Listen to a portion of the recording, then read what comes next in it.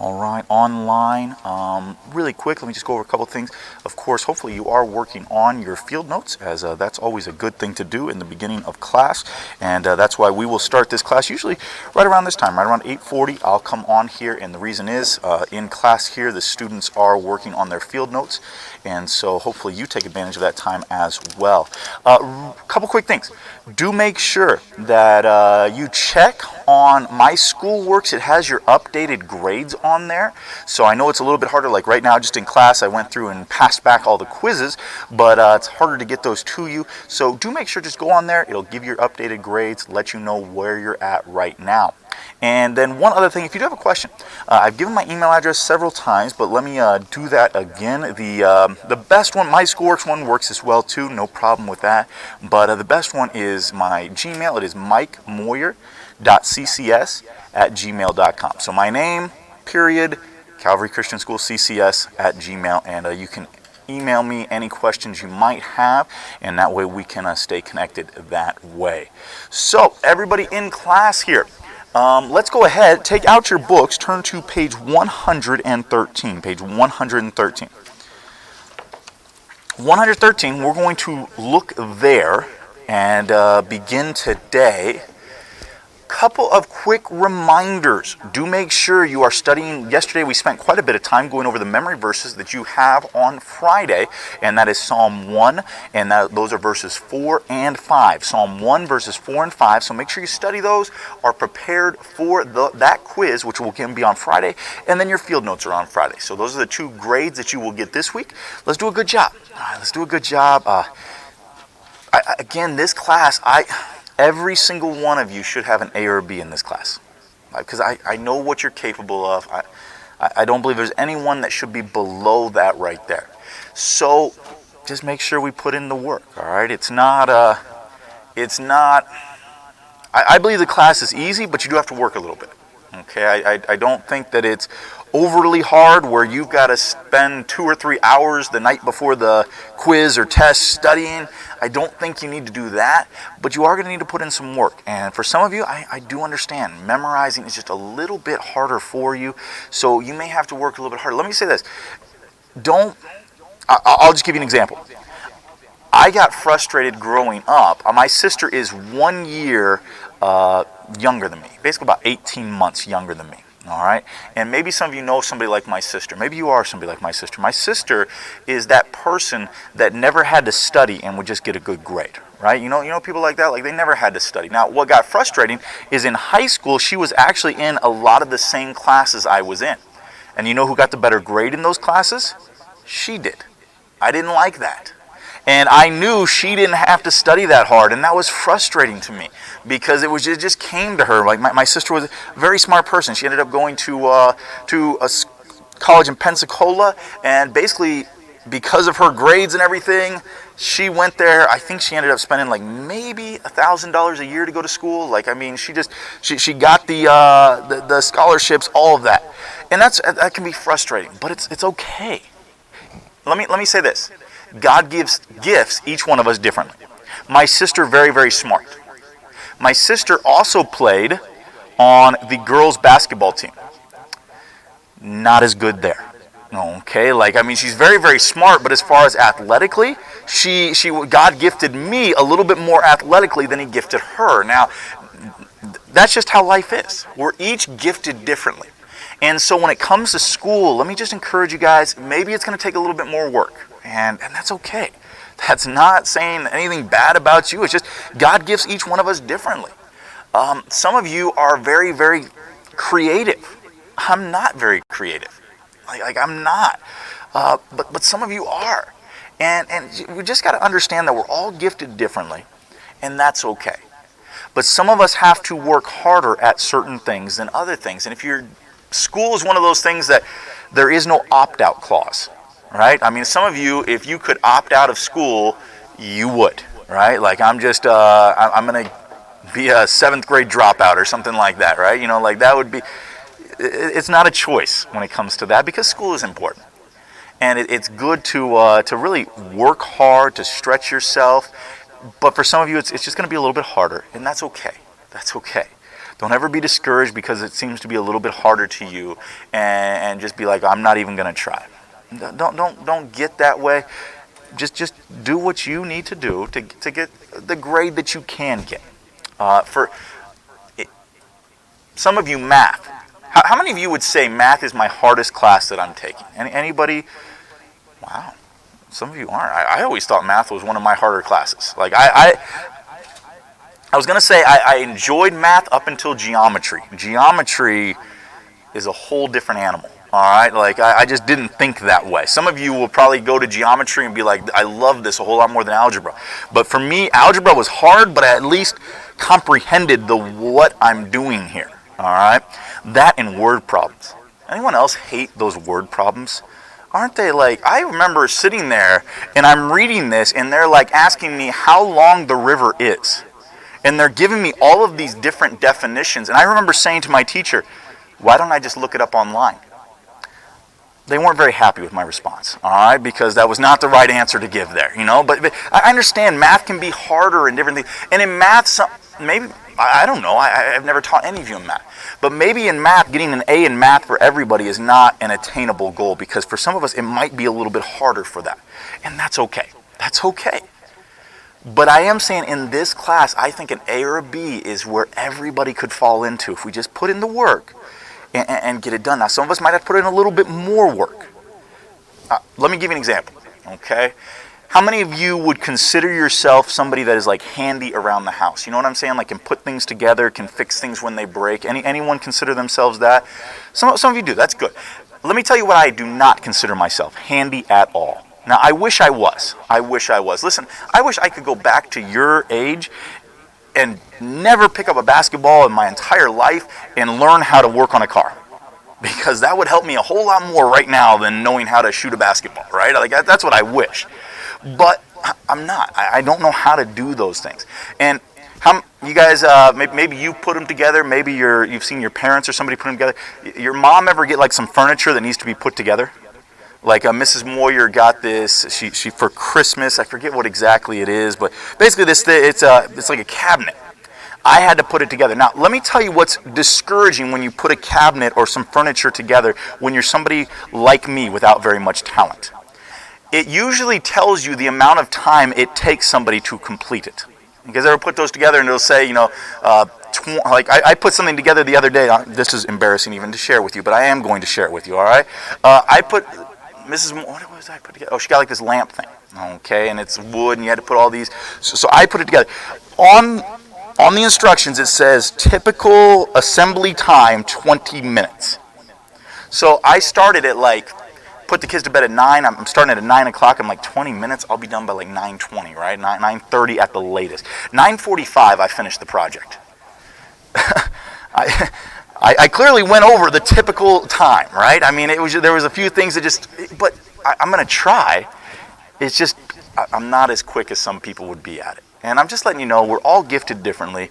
But in this class, I think we can all work, and everybody can get an A or B range. And I just want to encourage you guys that way, even in other classes. And even in school in general, we're all gifted differently. We all are. I mean, we could go through here, and maybe you're saying, I don't know what my gift is. Well, you'll find out. You'll find out. Some of you, you're gifted more athletically. Some of you, musically. Man, there's some of you that can just pick up any instrument and just begin playing, and you don't even have to have lessons on that. I can take a year of lessons and not learn how to play an instrument. Like that's not my gift. I'm not, and if you ever heard me sing, you know it's not my gift musically. But some of you have that gift. And so let's not be jealous of other people and their gifts, or let's not think we're better. Because look at the gift that God gave me. I can throw a ball through a hoop, so I am 10 times better than anybody else. It doesn't matter. We're all gifted differently, but God's gifted each one of us. And let's just go on with that. So sorry to take so long on that. I just want to encourage some of you because I feel like some of you get maybe a little bit discouraged sometimes. And the reason I'm saying that is because I got discouraged. I got to say, it's humbling as a senior in high school to sit there and your sister, who's a year younger than you, is getting a better grade in every single class that we're taking. Like that, I don't like that very much. And maybe some of you understand what I'm talking about there. But as long as you're doing your best, that's all God asks of you. So just make sure that you're doing that. Now, what we're going to do, I think we got to go through these. I'm going to put these up here. We did a lot of information and looking at the book of Ezra. Let me say this. So far we have gotten through, and I want to be clear here because I don't think we really were. We're trying to go through each book of the Bible. The last several lessons we didn't really say this is about a book. Do you know why that is? For 1 Samuel, 2 Samuel, 1 Kings, 2 Kings, 1 Chronicles, 2 Chronicles, we didn't say this is what happens in 1 Kings. And here's why. Because several of those overlap. Some of the things you see in 1 Samuel, you're going to see in 1 Kings. And we're going to see some of those details. It doesn't necessarily go in chronological order. So it's not like, 1 Samuel and 2 Samuel do, but then you get to 1 Kings, 2 Kings.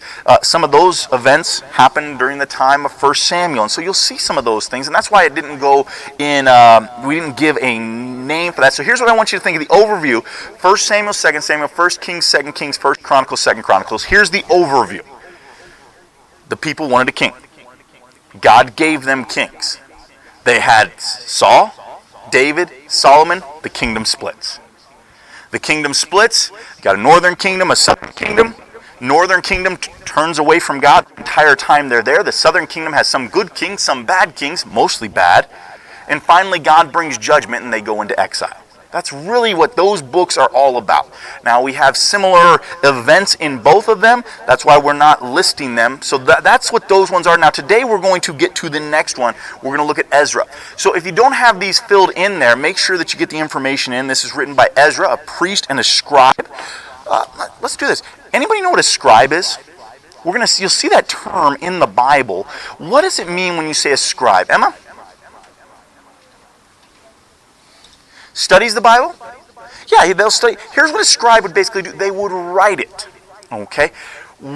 This is so important for us to understand, and it's hard for us to understand because we have so much information right there. But for somebody to get, let's just say somebody wanted the book of Genesis. Genesis is a pretty big book. 50 chapters in the book. Now again, during this time there wouldn't have been the chapter divisions, the verse divisions, but still it's a pretty lengthy book. Now for us, it's very easy. You go to the store, you buy, an entire Bible you can go to the Dollar Tree and buy it for $1. And there you have the book of Genesis. Back then, it's not like that. They have no ability to copy those except by hand. How many of you like writing it by hand or typing? What is the one you guys like better? I don't know, maybe some of you haven't. How many of you like writing by hand? Writing by hand goes quicker for you? Okay, put your hands down. How many of you say typing goes quicker for you? Some of you typing goes quicker. I will recommend this for everybody. Typing is going to be something very, very important for you to learn. All right, you're going to get into probably college, different things like that. You're going to have to type papers, and so it's a very, very important thing to learn. But even that goes much quicker than just writing everything by hand. How many of you would admit that you are like me and your penmanship is very, very poor? Anybody going to actually admit that? My penmanship is terrible, all right? It's bad when your fourth grader, your son, makes fun of your penmanship. And will say, I know who wrote that letter because mom's penmanship is a lot better than yours. Like, I know, it's just, I'm not very good at. They had to be very clear in what they wrote. And so a scribe would be somebody that would take a portion of Scripture and they would handwrite it all out. That's why there's not nearly as many copies of the Scriptures back then. But Ezra was a priest and scribe. Cyrus, king of Persia, issued a decree. Temple of Jerusalem should be rebuilt, sent Zerubbabel to get the job done. Ezra is going to lead a second group of exiles. So Zerubbabel leads the first, Ezra is going to lead the second. Brought a letter from King Artaxerxes.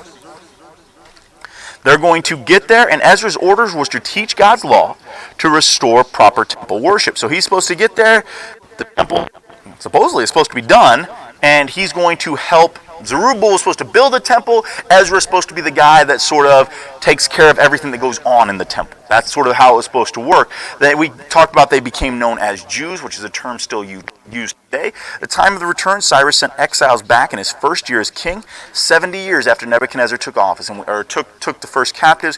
We talked about how this was something that was prophesied in Scripture as well. Time of God's promise.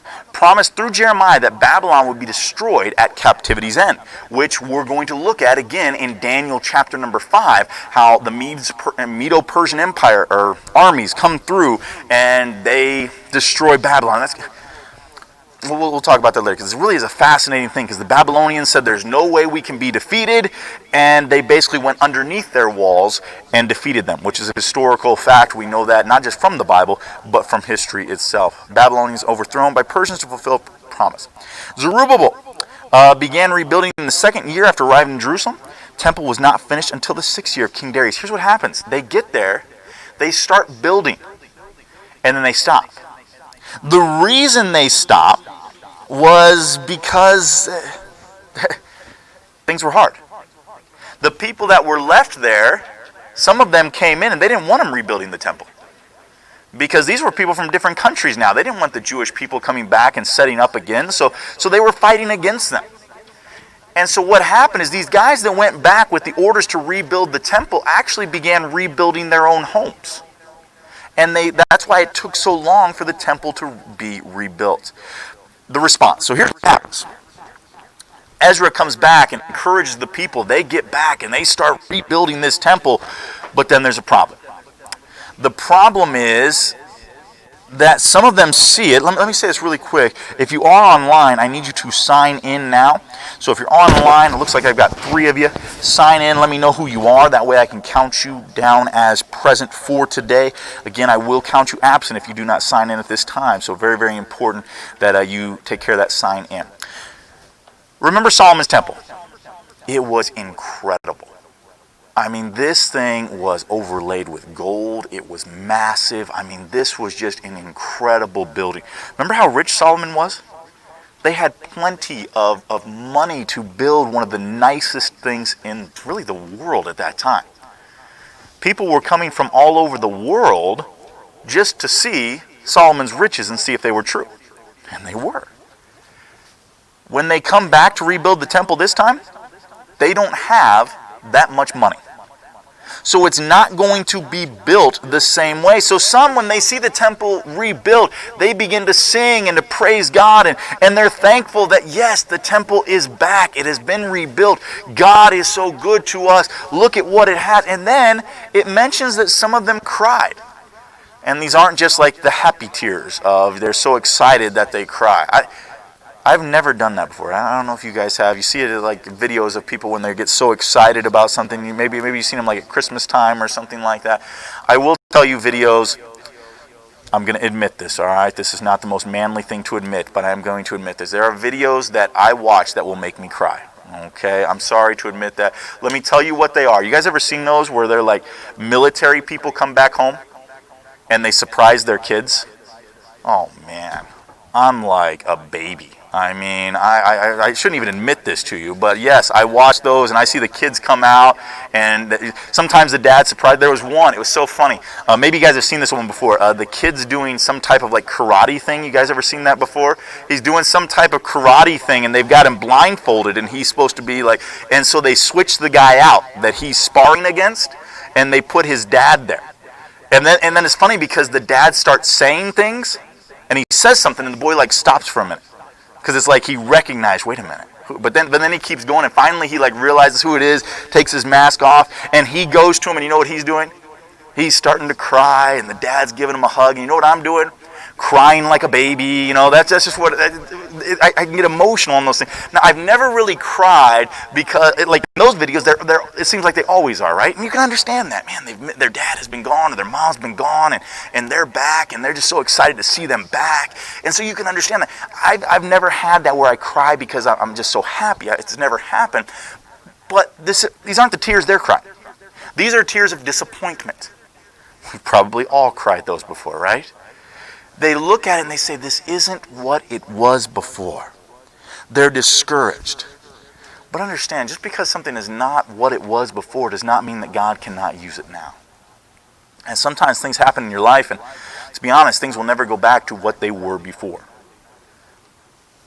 But that doesn't mean that life will never be good again. It may not be the same, but you're here. God still has a purpose for you.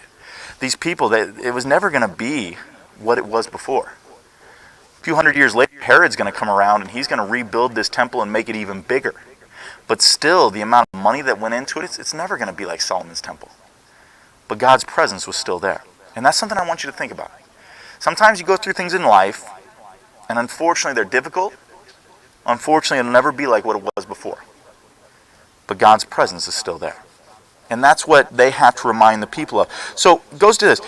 200 years before Zerubbabel, God promised to save a remnant of Judah. Remnant is a word that you're going to hear in the Bible. A remnant, what is this talking about? This is just a group. So a remnant, it would be like this, okay? If I said a remnant of the 7th and 8th grade class, maybe it's just everyone that sits over on my left. That would be a remnant. It's not everybody. You can't join the remnant. Move back over, all right? It's just this remnant over here. That would be a group, a part. And so when it was saying that God would bring a remnant back to Judah, not everybody came back. But he did bring a group back. And this was made through Isaiah to King Hezekiah. God promised that this remnant would take root downward and bear fruit upward in Jerusalem. What does this mean? That means stay there. They're going to stay there. They're going to take root downward. They're going to stay there, and they will be here for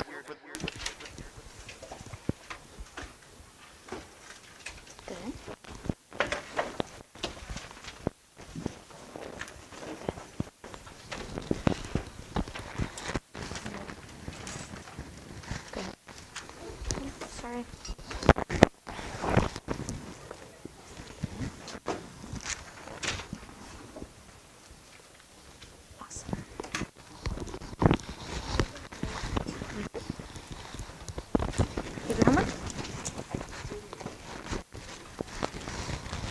Maybe you should throw away all the stuff you don't need, because you have a lot of papers in your book. And then you can also you don't have to put it on 2 lines. You can write bigger and do what you did here and write it on more. A lot of times people will use sports terms or something like that because that's something that's familiar to people. If I were going to choose how to illustrate something, I would probably go more of the sports route than the agricultural route, just because I feel like more of you would understand more about sports than about agriculture.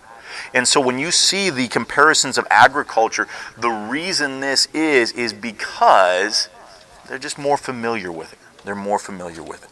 All right? And then the remnant was carried away to Babylon.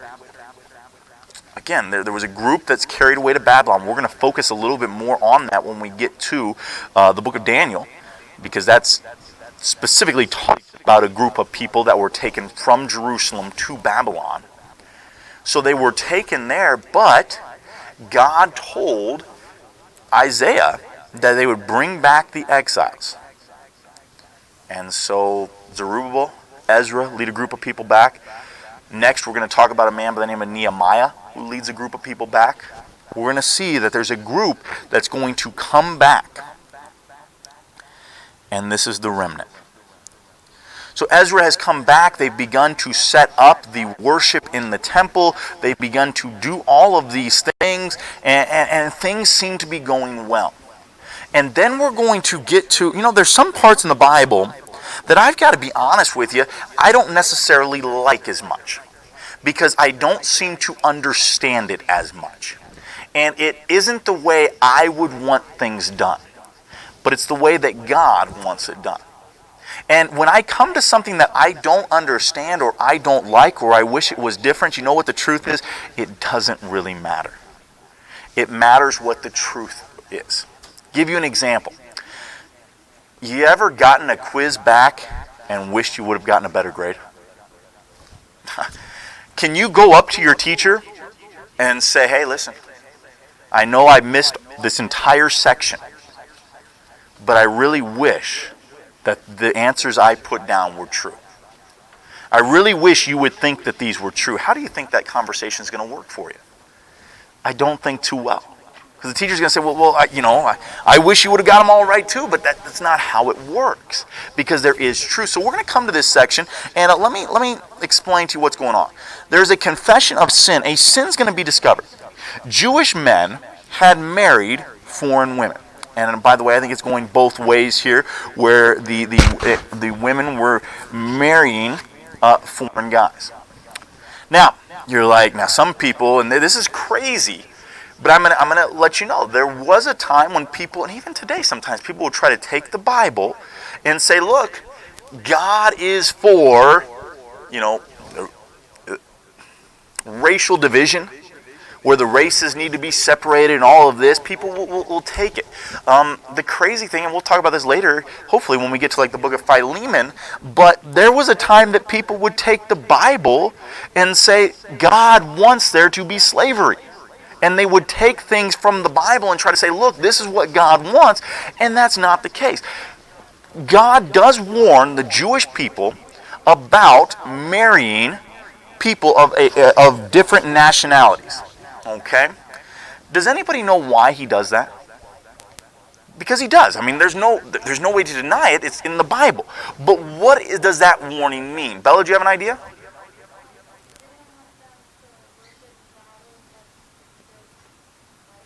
Okay, very good. Okay, and that's what it is. This is what we don't understand. Today, nationalities do not necessarily represent religions. So, I mean, sometimes people try to say it does. Like if you say you're from America, people will say you're from a Christian nation, right? Does that mean everybody in America is a Christian? Do you think everybody in America is a Christian? No. But sometimes people will say that. And so what happened, especially back then, people would find their identity. If you were a part of the Philistines, you worshiped this God. If you were a part of the Jewish nation, you worshiped God. If you were, and so there was so much, that was where you would find identity. It was not only were you this nationality, but this was the God that you worship. You say, well, okay, how do you know that? Do you know in the line of Jesus Christ, and in most genealogies that you see, who is mentioned, the men or the women? Who's mentioned? When you read a genealogy, who does it usually mention? The guys, right? Genealogy of Jesus mentions a few women, which is sort of a little unusual. Here's some of the ones that it mentions. It mentions a lady by the name of Rahab. It mentions a lady by the name of Ruth. What are two things we know? We've already talked about both. We know about Rahab and Ruth. What is something we know about them? Yes. They were not Jewish. Neither one of them were Jewish. So what had happened? They had come in and they were from a different nation. But remember what Ruth said to Naomi? Your God will be my God. I'm going to follow your God. And so when you see this warning in the Bible, it's very important that we understand this is not saying, nations need to be separated, races need to be separated. That is nowhere in the Bible. In fact, that is false, because when you read in the Bible, especially the New Testament gets into, there is one race. God created each and every one of us the exact same.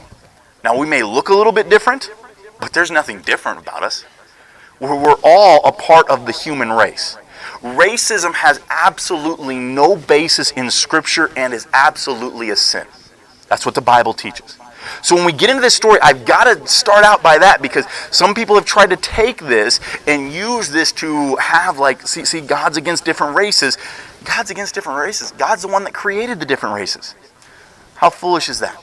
So we'll finish that up tomorrow and get into that a little bit more. All right? You guys can be dismissed. Let me say something really quick to those of you online. I know I said this yesterday too. When I ask you guys to sign in, that is when you need to sign in. Some of you are signing in later, and I am just letting you know I can tell. I can't tell who it is. I wish I could. But I can look at the number of viewers, and that's always seems to go up the last 5-10 minutes of class, and then some of you are signing in at that point. I cannot count you present for that if you're only going to be here for the last 5-10 minutes. You've got to be here 8:40, got to jump on, be a part of that, and then when I say sign in, that's when you've got to do it. Okay, so just a reminder. Just want to make sure you guys are aware of that, because I am starting to mark you absent if you if I feel like you were only here those last few minutes. And again, if you don't sign in when I ask you to, if you sign in like 10-15 minutes later, I'm going to mark you absent. Okay? So just a quick update on that. If you had a question, maybe you say, hey, Mr. Moyer, my computer wasn't working today, I couldn't get on earlier, please just send me an email. And that way we can talk about it there. But that's how we're doing it now. So hopefully that makes sense. If you have any questions, send me an email. All right? All right, guys.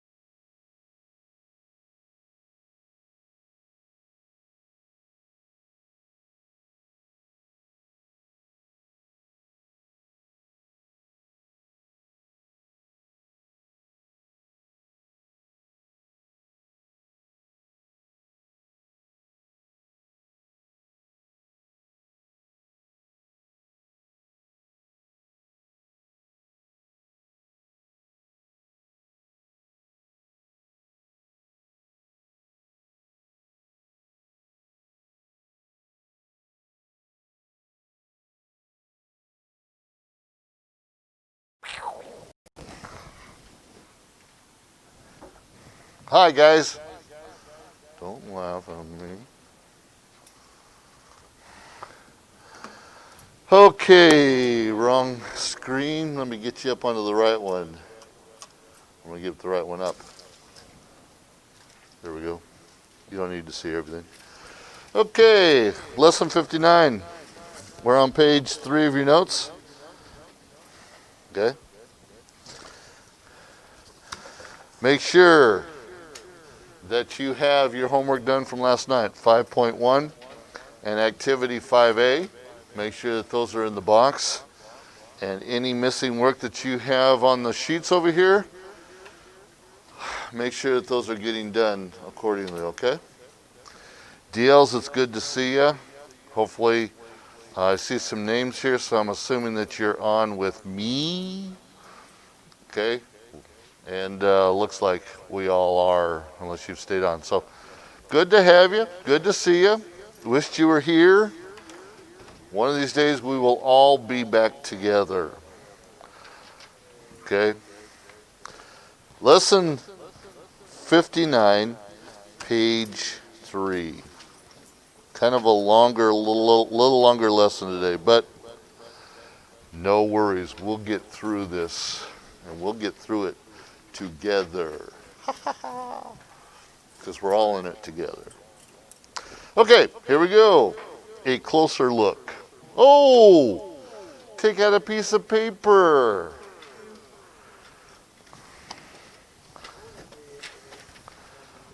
Well, it's extra credit, so try. Okay? Take a piece of paper out. And DLs, if you're gonna take this for the extra credit, okay. On your paper, put lesson 59 so I know what day it's for. Here in the class, you don't need to because I'm asking you for your numbers anyway. Okay.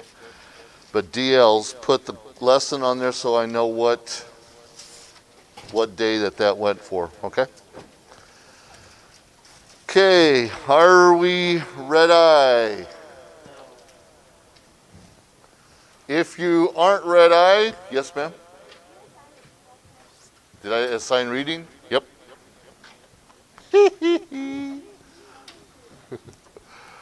It was right at the end of the class that I put it up there. Okay, here we go. 9 questions.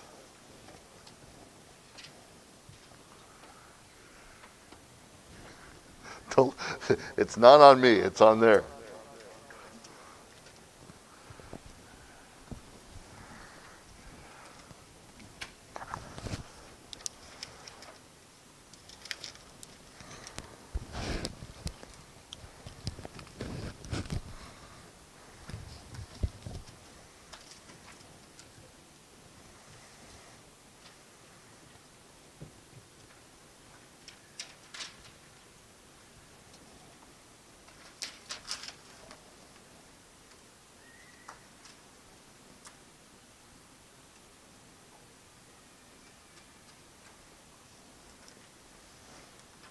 We'll see if I can help with that situation. Either positive or negative, it doesn't matter. We'll see if I can help. What's that she said?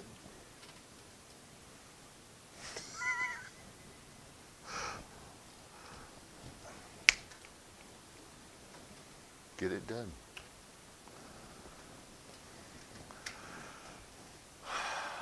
See if we can have this done by 9:30. That's about 3 or 4 minutes. And then we can grade. That way we have good enough time to get our notes done today.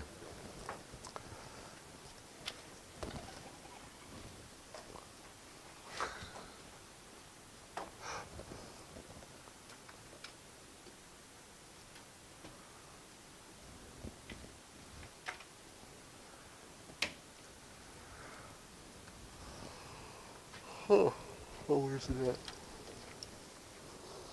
Oh.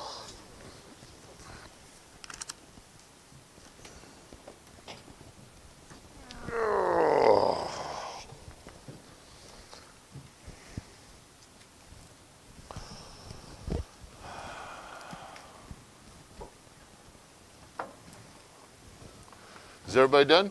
Anybody not done in here? Okay, you're not you're not done.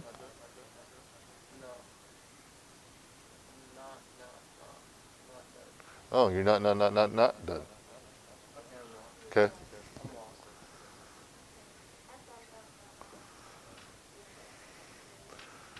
Because a double negative says positive.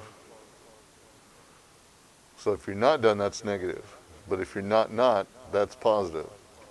That means you're ready. So if you're not done, that means still you're ready. Because that's 4 nots. You're still positive. Are you done now? Good. Here we go. Here's your answers. Ding.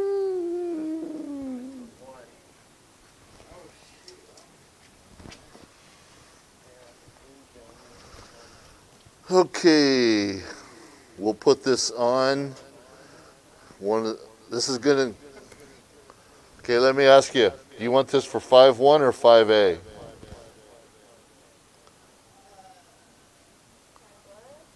5.1? Okay. Can't see it? 5 is the only false. Yep. Okay, Micah. Okay. Erica. 6. Okay.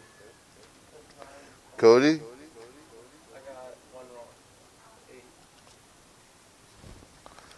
Natalie. Destiny.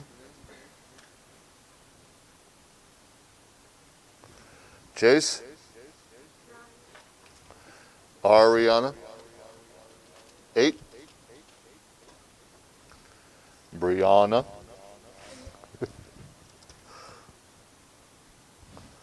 Aaron. Take your hood off. Cheyenne. 7. Bella. Say Jason.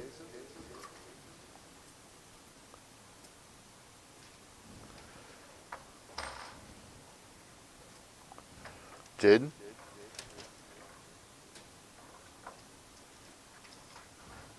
Emma. John is not here. Hudson. Oh, John's not here. Okay. Emily's not here. Nico's not here. Mia's not here. Tyler.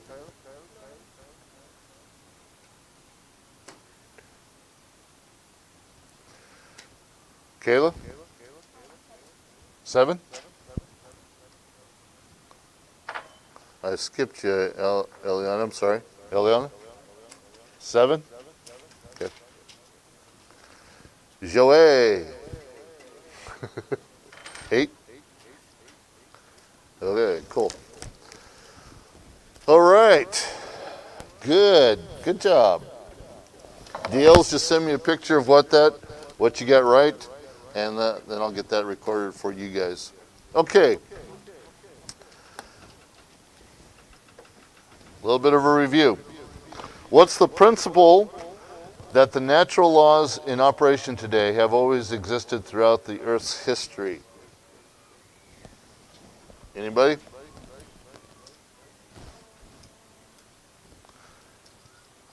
What's the principle? Principle of uniformity. Okay. About how many years ago did the flood occur? The flood? Okay. I had 10,000, but then 10,000 was creation, huh? Okay. Okay, that was it. Quick review. Not a whole lot in that, but okay. Okay, let's look at a closer look. Was Noah's Ark big enough? Now, quick question. I've never been there. How many of you ever been to the Ark in, where is it, Illinois? Kentucky? Okay. You've been there? Okay, good. Anybody else? Okay. I would like to go just to get an idea of what it was, what it's like. But so here's the question: was Noah's Ark big enough? What do you think? Before I get into this, was it big enough? Obviously, yes. Okay, because two of every animal was on that ark. Okay. Now, every animal that we know about today, no, because there's been offspring of what was there. So two of every male and female of the animal, the species of animal that was there, okay, at that time. So let's look at this.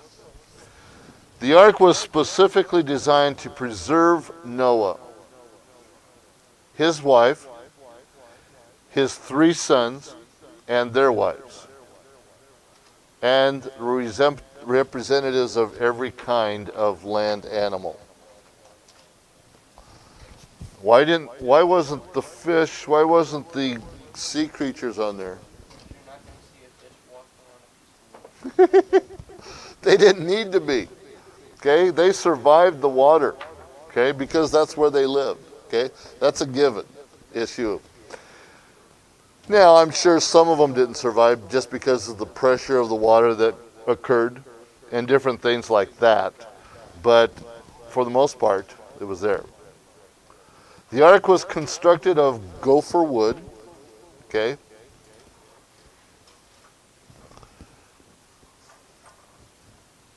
This is the type of wood that gnawed its way into place.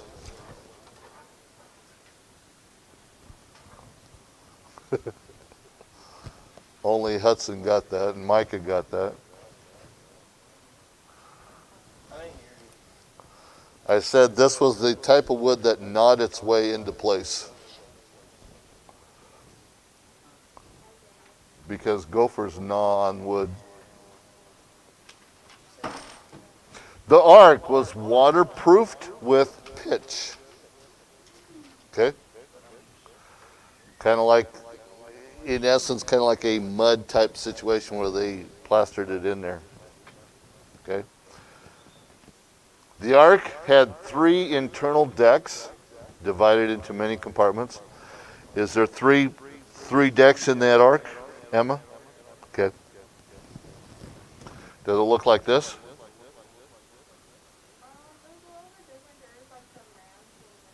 Okay. Okay. Obviously, I'm just pulling pictures off the internet for this. Yes, sir. I was wondering if you guys would catch that. Okay. There's speculations. I mean, how long was the ark floating? About a year. So, I mean, there's so much speculation of what Noah did during this time, during that year. Okay?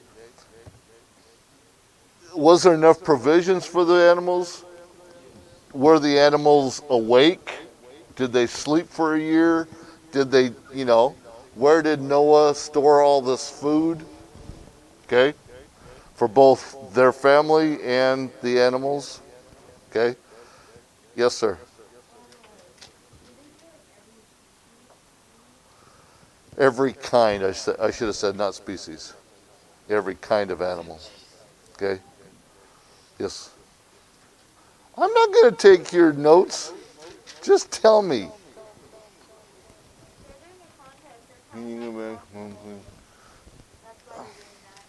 I know. Pitch.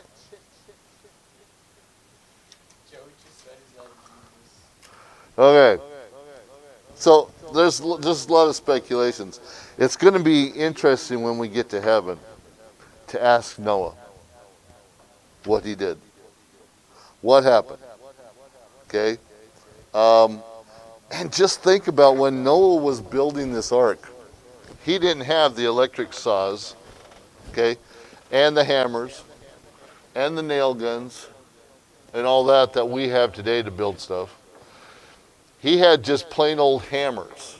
And those hammers aren't like what we have today. Okay? They were kind of like almost, in essence, kind of looks like a sledgehammer or one of those rubber mallet type things. Okay? And they had to put it all together by hand. Okay? So they had to build their scaffolding so that they could get up to the third level. Okay? Both inside outside. Okay? So it took them a while to do this. And while they're doing this, think of all the ridicule that they received from the people around. Because they're building a boat for what? Water that wasn't there and was going to come, because that's what God said, he would destroy the earth by water. And so Noah was preparing, but people hadn't seen rain. It was a drought that was going on. And so people were ridiculing Noah because he was building this boat, okay, for something that had never been there. Micah?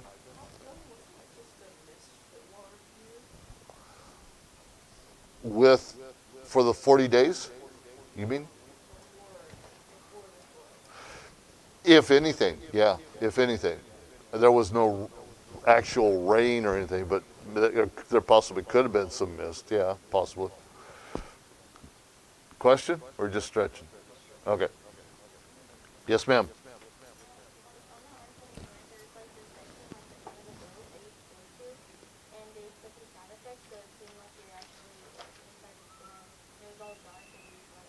Oh, really? That's another thing you don't even think about. Okay? As we're going to get into this, well, this right here. The ark consisted of one opening along the top for light and ventilation. They couldn't just flip on a switch and get the generator going and have light for everybody, for everything that was on the ark. Yeah, that's what she was just saying. Yeah, it had to have been dark. I never thought of it from that perspective.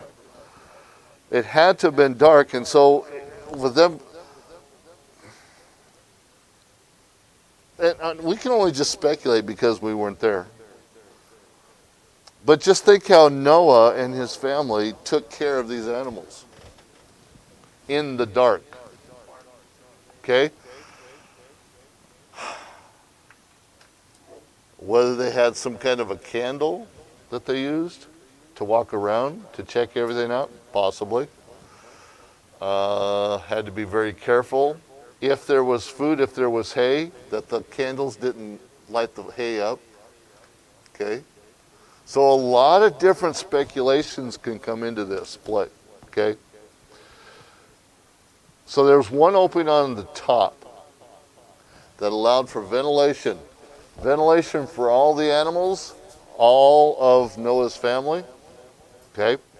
And a little bit of light. Okay? It had only one door. And when that door was closed, God closed it, and no one could open it up until God opened it up. And so all the people outside were banging on the door, trying to get in the ark, because now they realized that they had decided wrong. Okay? Bella?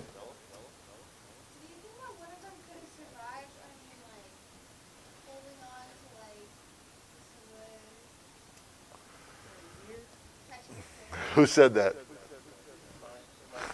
Micah, for a year? That's the question that came into my mind. For a while they probably could, yeah. But they would have no food.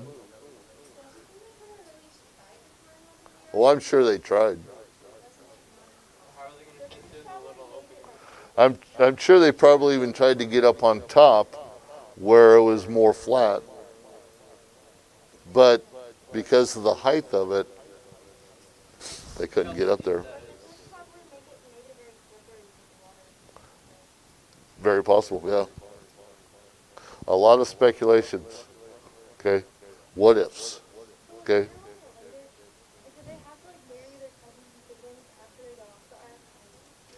One more time. Sorry, I got caught part of that. Shh. Cody. What? Do they have to like marry their cousins and siblings once they go off the ark if they were all related? Yep. They were a close-knit family. Wait a minute. Let me think about this for a second. But yeah, I mean, after the flood, the only living beings were Noah and his family. So they were all relatives of Noah. Okay, Noah was their grandpa, and grandpa, and grandpa, and grandpa. Okay. No more speculation. Okay, let's look at this. The ark's dimensions in cubics or cubits. That's the distance from one elbow about to the tip of the middle finger, which is about 18 inches. Okay? So from the elbow to the top of the middle finger, about 18 inches. Okay? A lot of times that's how people measured things, but was by the width of the hand, 6 inches. The elbow to the tip of the finger, 18 inches. Okay? 1 foot. Put your foot out there. Estimate. People did that. Okay? When you step something off, you use it, step it off by your feet. Okay? That was just a generic, if I lack a better term, generic way of measuring things. Okay? 300 cubits is about 450 feet long. Okay? I took class out one time and we measured the ark out here. And so if you picture this, to my best recollection, okay, from the back end of the green field, that back left corner as we're looking at it this way, okay? So if you go from that back corner up this way, it was about, and it's been a few years since we did this, stepping it off. I didn't actually measure it, but I stepped it off because my stride is about 3 feet. So it was an estimate, okay? It came up to,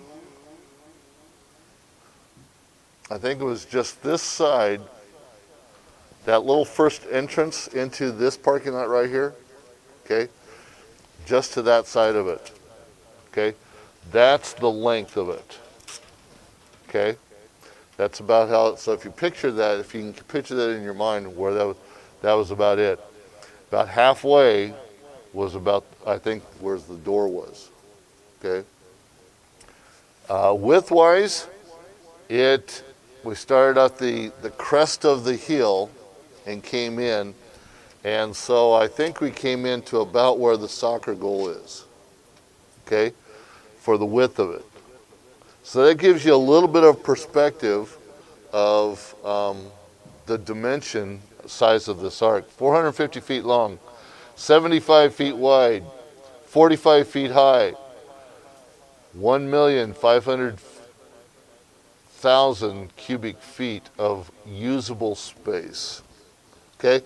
Now, these numbers can be varied a little bit, but that's about where they were. 300 cubits by 50 cubits by 30 cubits, okay, is the dimensions. Emma?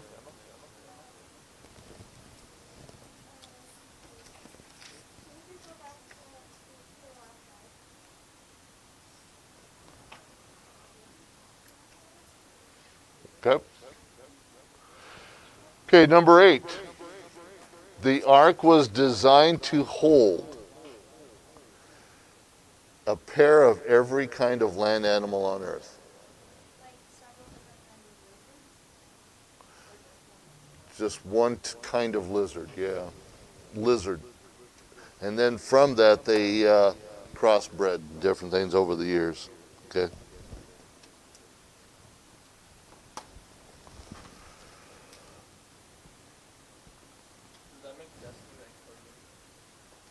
Theoretically. What if the same thing happened with Adam and Eve that happened in the Say that again? What if the same thing would have happened with Adam and Eve?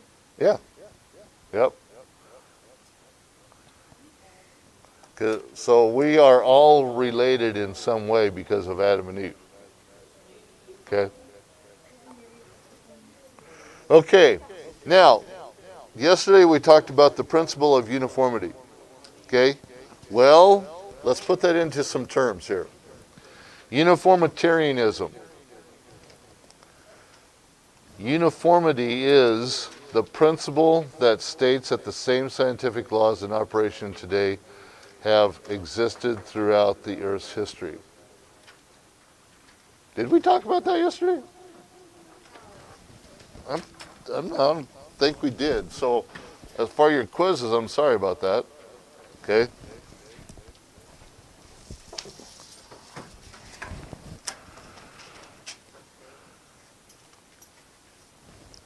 Page 4 of your notes. Uniformitarianism is a false belief that all geological processes have always proceeded at the same manner and rate throughout history. Okay? That means everything in the world today happened the same speed as it did 100 years ago. Now, just logically thinking about that, as we even talked about Noah building this ark, if it took him X amount of years to build the ark, then it should take us X amount of years to build the same size of ark. But it would take us less time because of our technology. So just in that one little illustration, uniformitarianism doesn't match, doesn't work. Uniformitarianism claims the understanding of modern geological processes is the key to understanding the Earth's geological history. And as we've talked, we can't rely upon the geological column, okay, as specific gospel truth answers. Uniformitarian is often stated as the present is the key to the past. What happens today happened 100 years ago. The processes today happened 100 years ago. That's what it's saying. You just know. Just by looking at pictures, things didn't happen the same way. If you just think about in the 1920s, in the roaring 20s, the vehicles that they had back then aren't like what we have today. Okay? The clothes, the way people handled things, did things, isn't like how they're doing it today. So what's happening today is not a key to the past.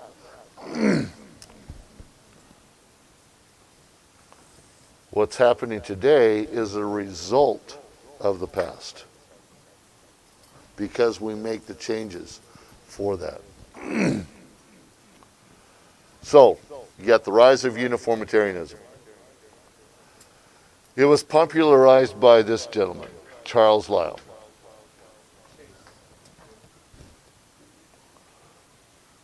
He was considered the father of modern geology.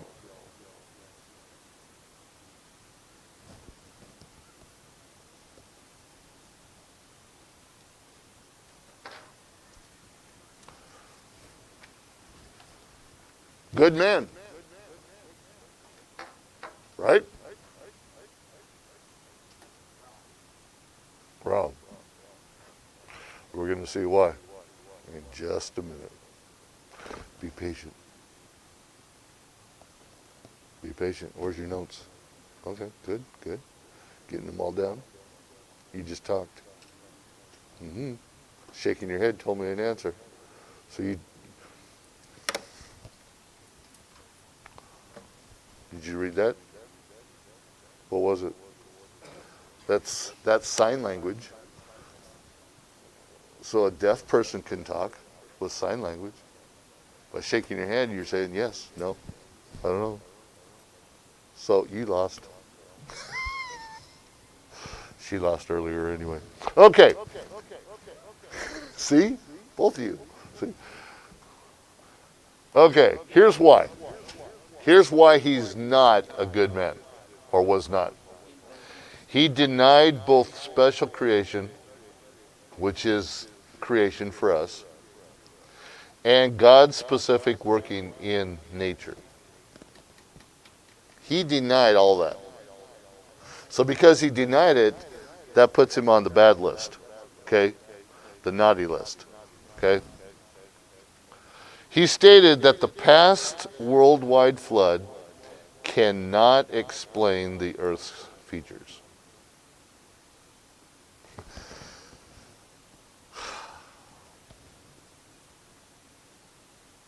Where else did they come from? Okay. Was there enough shifting of the earth in an earthquake that caused all the mountains to be where they're at? That caused the Grand Canyon to be what it is? That caused all the caves that we're going to talk about to be as they are? Something had to do that. Okay? What evolutionists like to do is they like to make statements, but they don't like to prove their statements. Okay? Lyell stated that the fossils in the Earth's crust must have been produced by the same processes and at the same rates as they are today. So the reason something's happening today is why it happened back then. Today is the key to the past, that's what they say. Okay? It's the past is the key to the future. Okay? That's what it should be.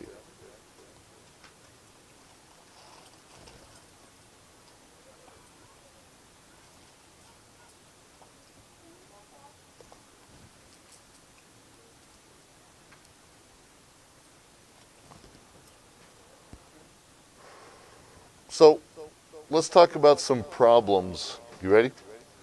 Let's talk about some problems with uniformitarianism. Okay? First of all, the natural processes seen today have not always proceeded at the same rate or at the same time. Okay? In the past. Okay?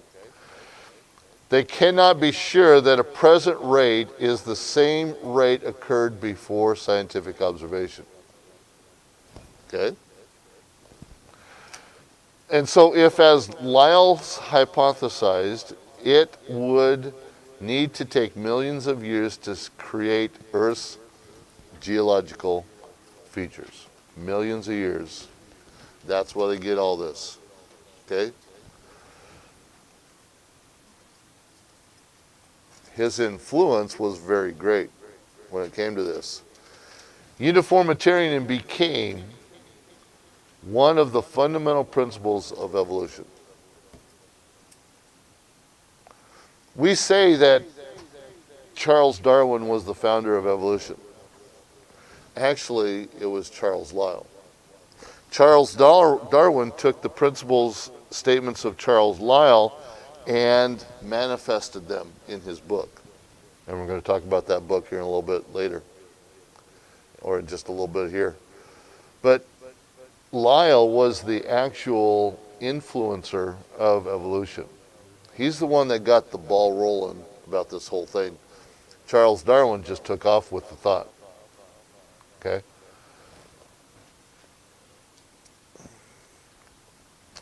Charles Lyell wrote The Principles of Geology,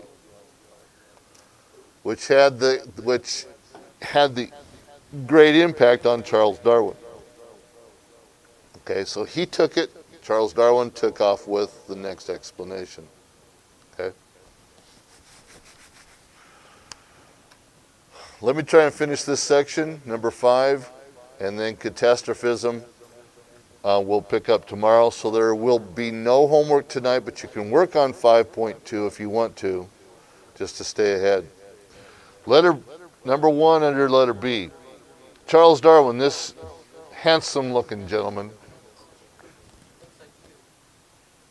That's what I said. Handsome gentleman.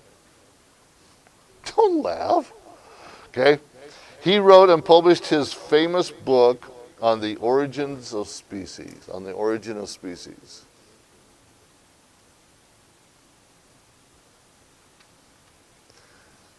Got a lot to write, but little time, so get ready. If we can't finish this, we'll finish this tomorrow.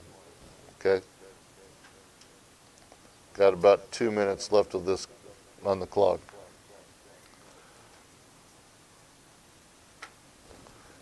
You want to just stop there? Okay. DLs, we're going to go ahead and just stop right here. And we'll pick this all up tomorrow. And it's okay. We're doing fine where we're at. So just keep in mind all of what we've talked about. So DLs, have a great day.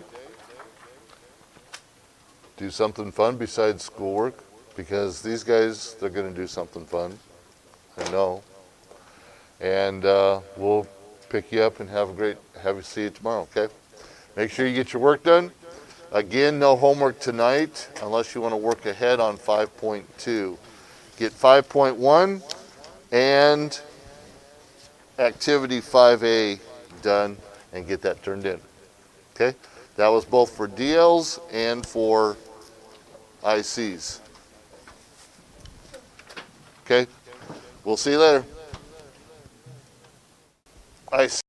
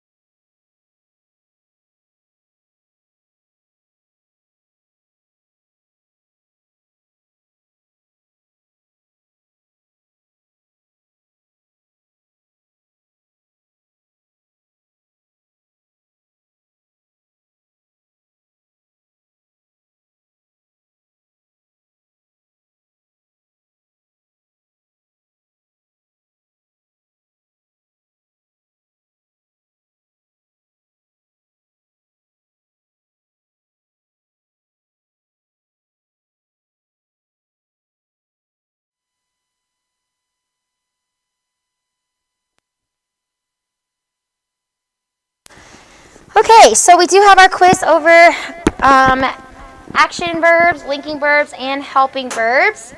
So hopefully you guys looked over that. It is only 10 questions long. It's not that hard. Okay, so you're going to have to find or you have to tell if a verb is action, helping, or linking. So how do I know it's an action verb? Okay, awesome. It shows action. Remember, with action verbs, it can be physical or mental. Okay, so if you're thinking of something, it could still be action. Joey, you have to make this up by Friday, okay? And then, obviously, you're underlining the verb phrase. So make sure, this is something that we talked about, you guys need to underline the entire verb phrase, okay? Emma? Okay, this is English class, not knitting class, okay? Okay, so you need to underline the entire verb phrase, okay? So don't forget all your helper verbs. Okay, make sure that you underline those. And then how do I know if a verb is, or if an action verb is transitive? How do I know? Jason, do you know? How do I know? What makes a verb transitive? Yes.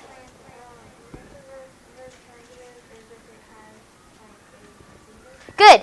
If the action verb has a receiver of the action, okay? So I threw the ball. Threw is my action verb. Ball is the receiver of the action of throw. Therefore, threw is transitive. If there is no receiver, then it is intransitive, okay? All right, go ahead and clear your desk. For those of you distance learning, we're going to take the quiz really quickly. We will still have a lecture, so hang tight for a second, and then we will get to a lecture.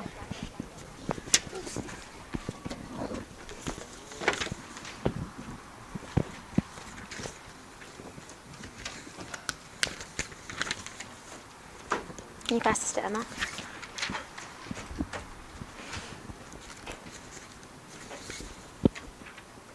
Thanks.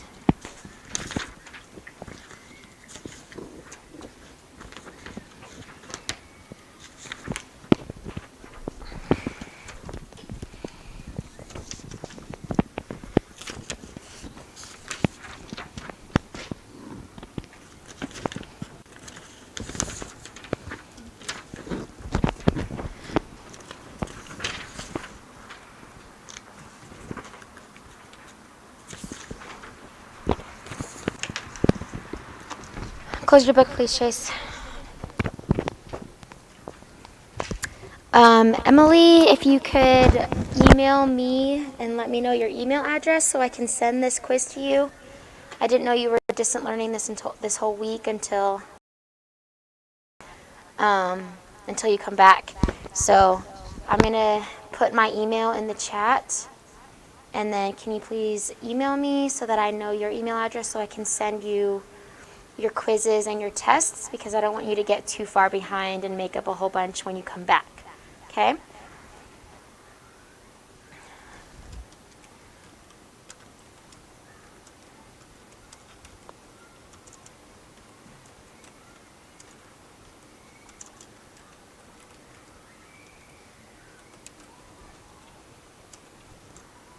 And for those of you also on distant learning, please comment if you are present. I see Mia. Everyone else needs to comment, please. Jose, stop dabbing or putting emojis, please.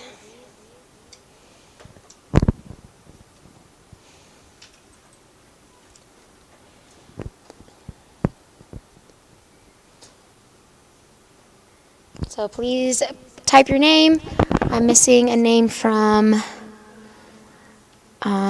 I see Jezreel too and Mia. So I'm missing from Emily. So make sure you comment that you're here. And then obviously Jose. But yes, take the quiz 7 today that I sent you. This is due today, by the end of today. And any quiz that is turned in after today, 10 points will be deducted for every day that it's late. So make sure you send this in today, okay?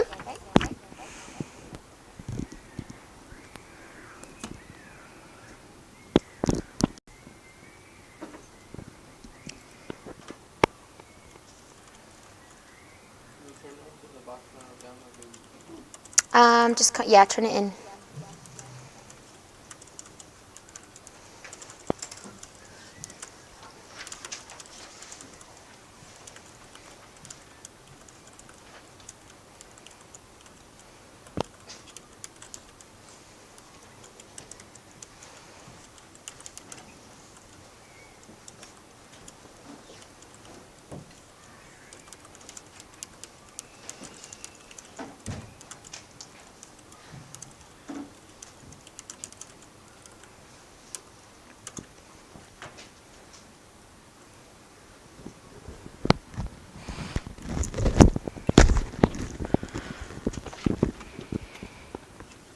Okay, and if you've already turned in your vocab homework, awesome. But if you have not yet, please turn that in.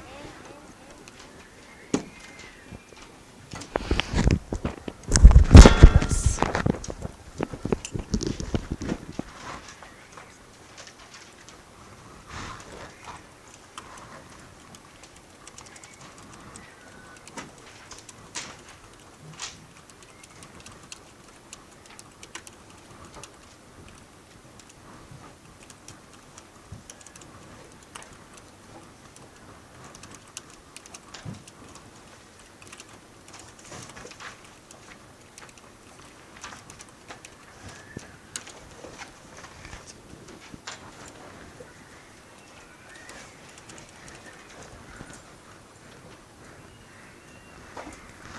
Okay.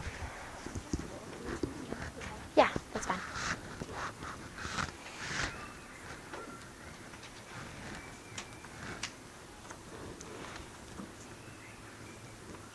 So once you turn in your quiz, go ahead and take out your literature books.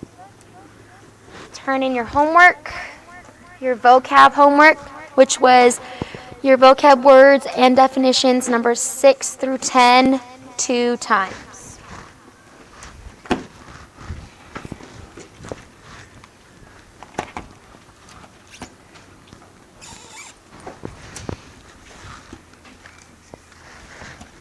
Okay, in your literature book, you need to turn to page 125. Last night you were to read the rest of the story of Adrift on the Ice Pan.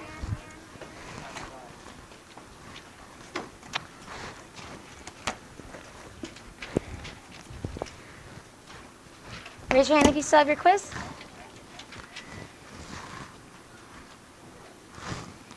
Everyone turned in their quiz? Awesome. Okay, page 125 in your literature book, please.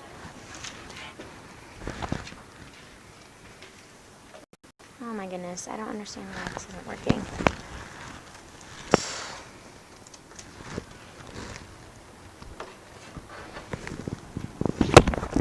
Hang on.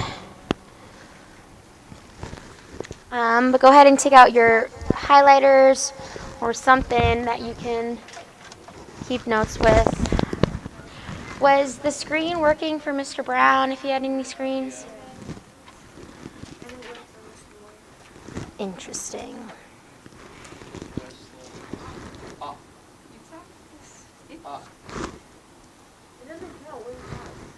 Oh, you just talked to her or him. Okay, hopefully, maybe it's just my computer. But I don't know because it was working in the other class.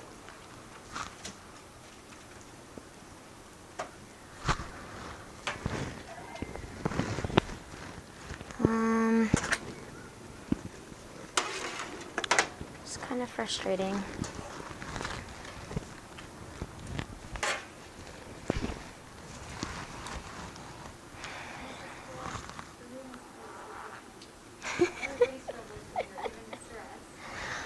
Oh boy. I mean, it's like, it's going and it's like going into presenter mode, but it's not going up to the screens for some reason.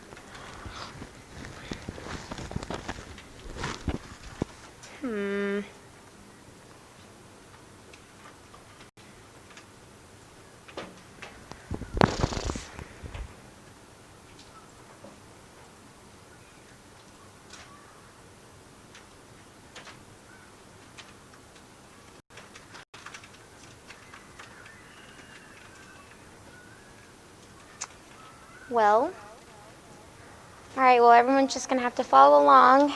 Sorry, there's no slide today. I'll probably try to take care of this by the end of the day with Mr. S. But anyway, so we've been talking about Adrift on the Ice Pan. Who wrote this work? Raise your hand and tell me who wrote this work. Hudson?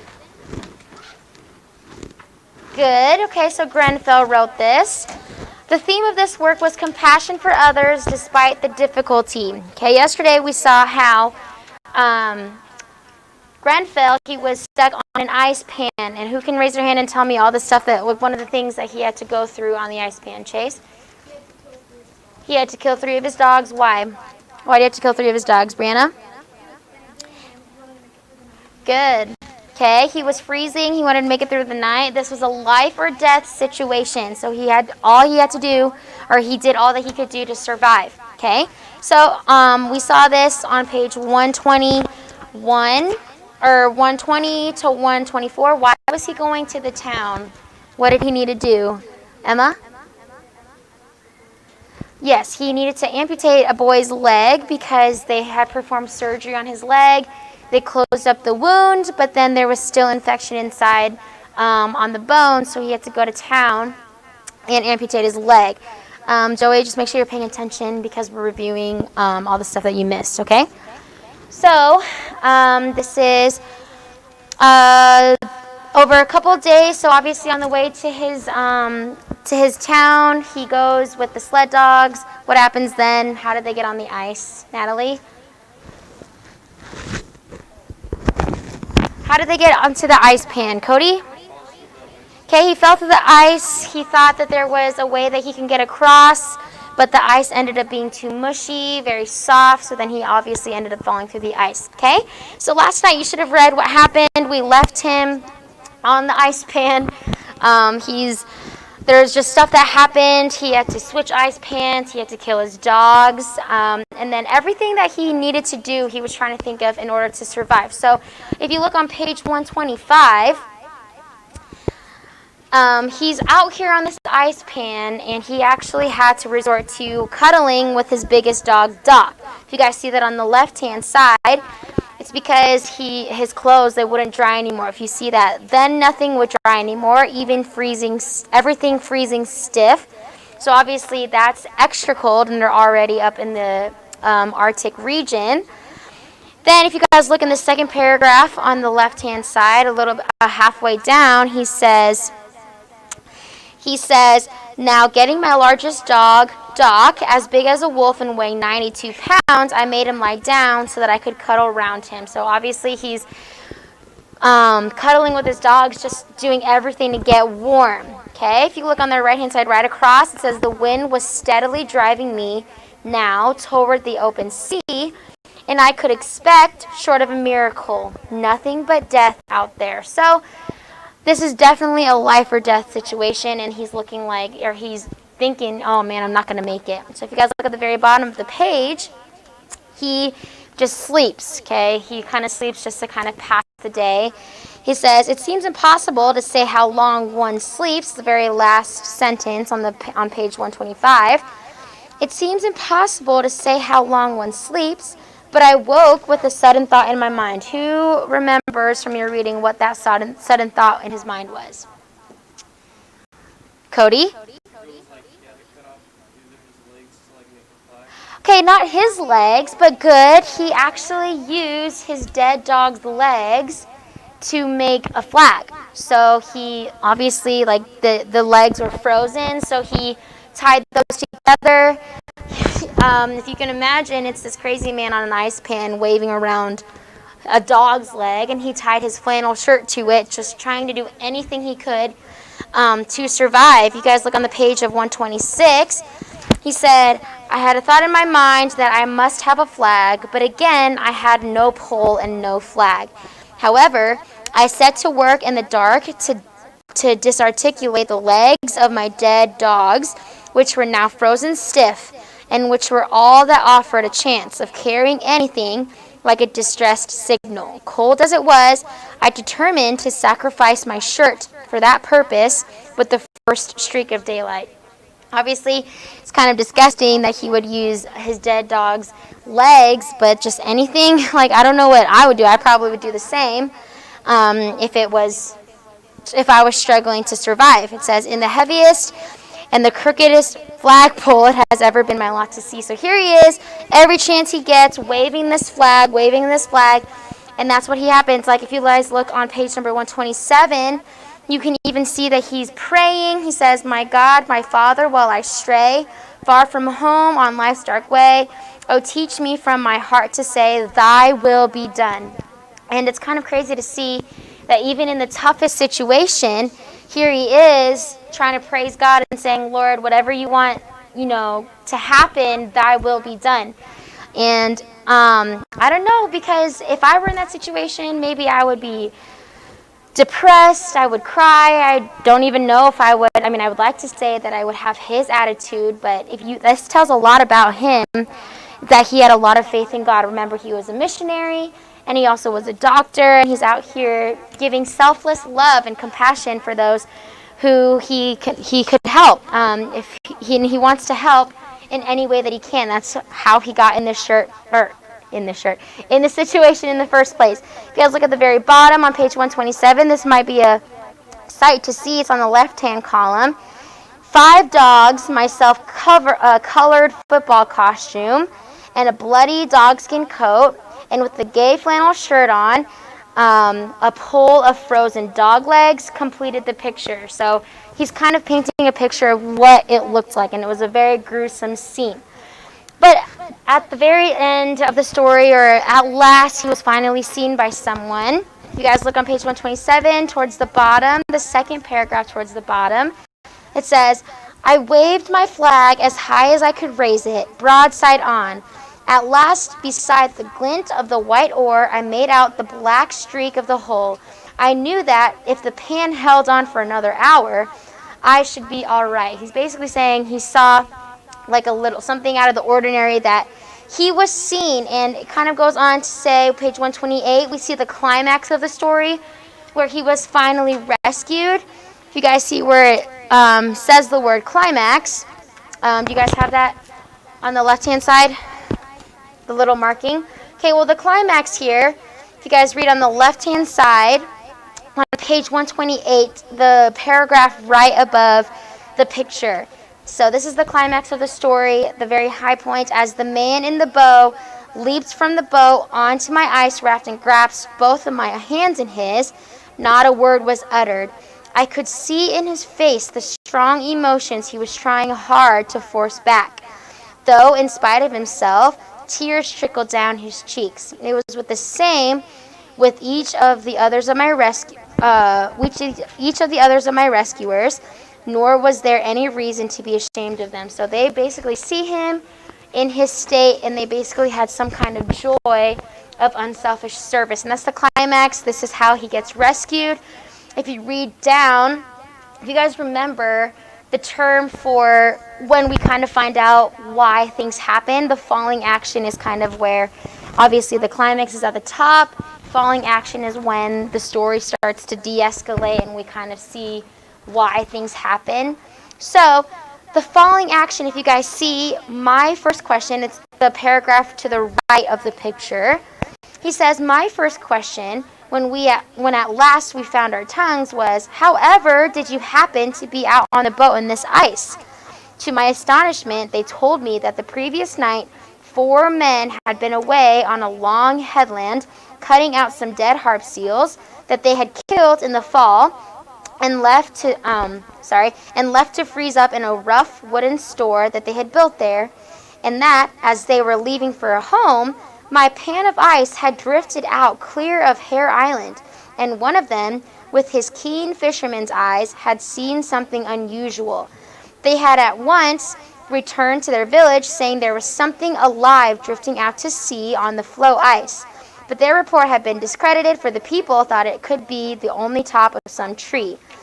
All the time I had been driving along, I knew that there was one man on the coast who had a good spyglass, and this one man with the spyglass actually ended up spotting him, and that's how he came to be rescued.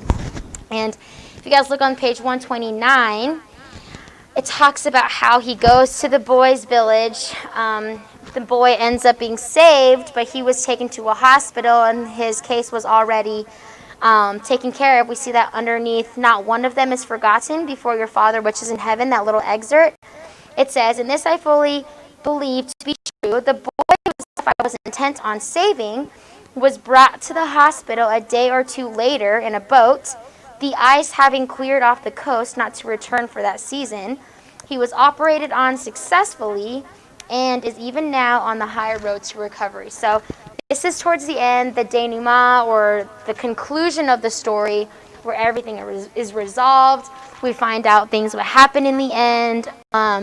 We get that sense of closure in the end, and this is all part of the denouement, or the resolution. Okay.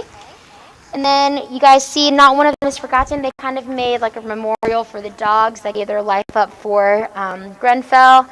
And just kind of a good story. Look at that last paragraph, okay? That very, very last paragraph. Let's look at that together. It says, we all love life. I was glad to be back once more with possibly a new lease of it before me. I had learned on the pan many things, but chiefly that the one cause for regret when we look back on a life which we think is closed forever will be the fact that we have wasted its opportunities. As I went to sleep the first night, there still rang in my ears the same verse of the old hymn which I had been my companion on the ice. Thy will, not mine, O Lord. And that's something that we can apply to our lives. Is after he kind of had a flash of death, he kind of had a new perspective of life. And he said the one thing that causes regret in this life is when we look back and we think that it's closed forever when we're dying, and we miss the opportunities that we could have taken today. So that's what gave him his outlook on life. So I hope you guys read that, because tomorrow, or obviously today is Wednesday, so there's no homework, but tomorrow we're going to kind of do like a write about it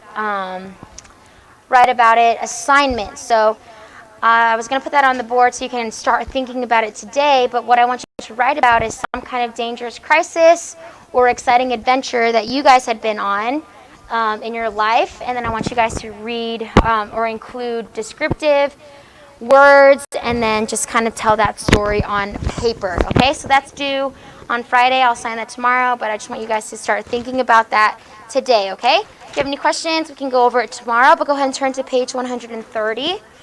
130, make sure that you know who Sir Wilfred Thomason Grenfell is. He is an author to know. Okay, so God used Grenfell's skill and talent to spread the gospel of Christ to Labrador and Newfoundland. We kind of read about him already, but make sure that you know him. He is one of the authors to know. Okay, so today's Wednesday. Like I said, no homework, so go ahead and put that away. Take out your grammar books.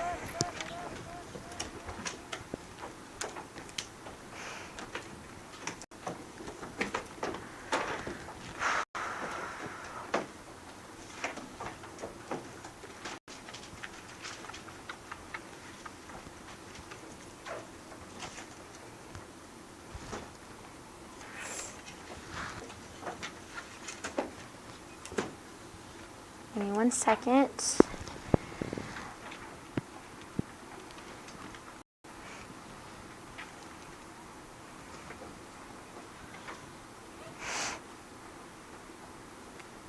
Okay, grammar books.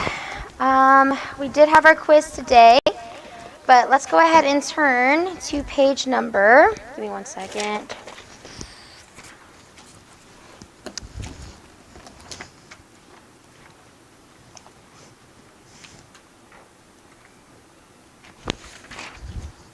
Page number 77, okay?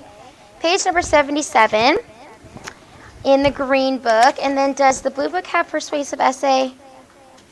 Let me see. We're just going to go over persuasive essay. If you guys don't have it, I'll probably just make a few copies about it.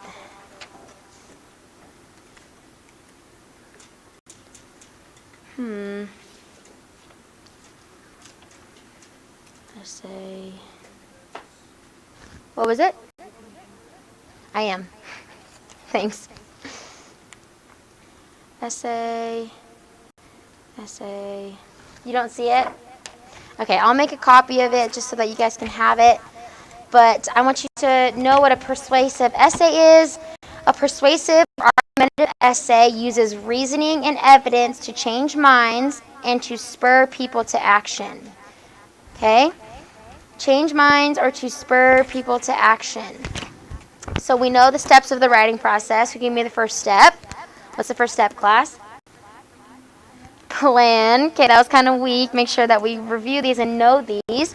So with planning, this is when you're kind of thinking of a subject to write about. So kind of when we're doing the write about it essay that I just kind of talked about is when you're planning. So I want you guys to think about what you're going to write. So you select a subject, then you limit your subject, and then you make a list of ideas of what you're going to talk about. Okay, so this is what we kind of did when we were writing our descriptions, or not our descriptions, our dialogue. That was the first step. You need to plan about what you write. Then obviously you need to write it. That's the second step. Rewrite and edit. Okay, so persuasive essays, just an argumentative essays, those are the same things. They use reasoning and evidence to change minds and to spur people to action. These persuasive essays are basically maybe comparing and contrast paragraphs.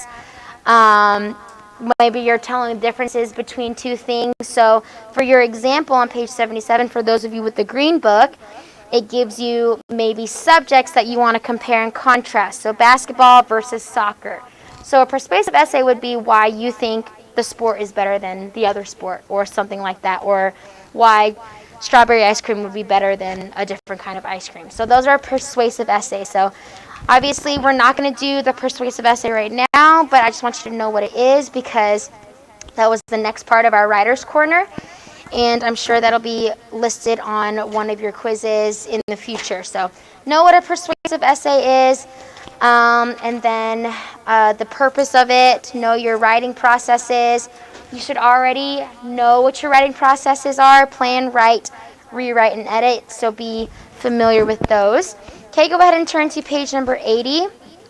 Page number 80 in your green book, and then in the blue book, it's verbs versus verbals on page number, what was it?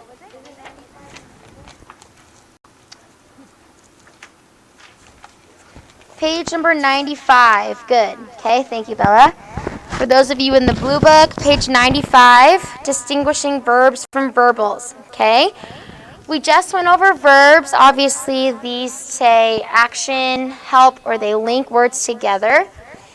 Okay, verbals are actually words that look like verbs, but they don't function as verbs. Okay, so this is the part where it kind of gets confusing. All right, so look at your examples.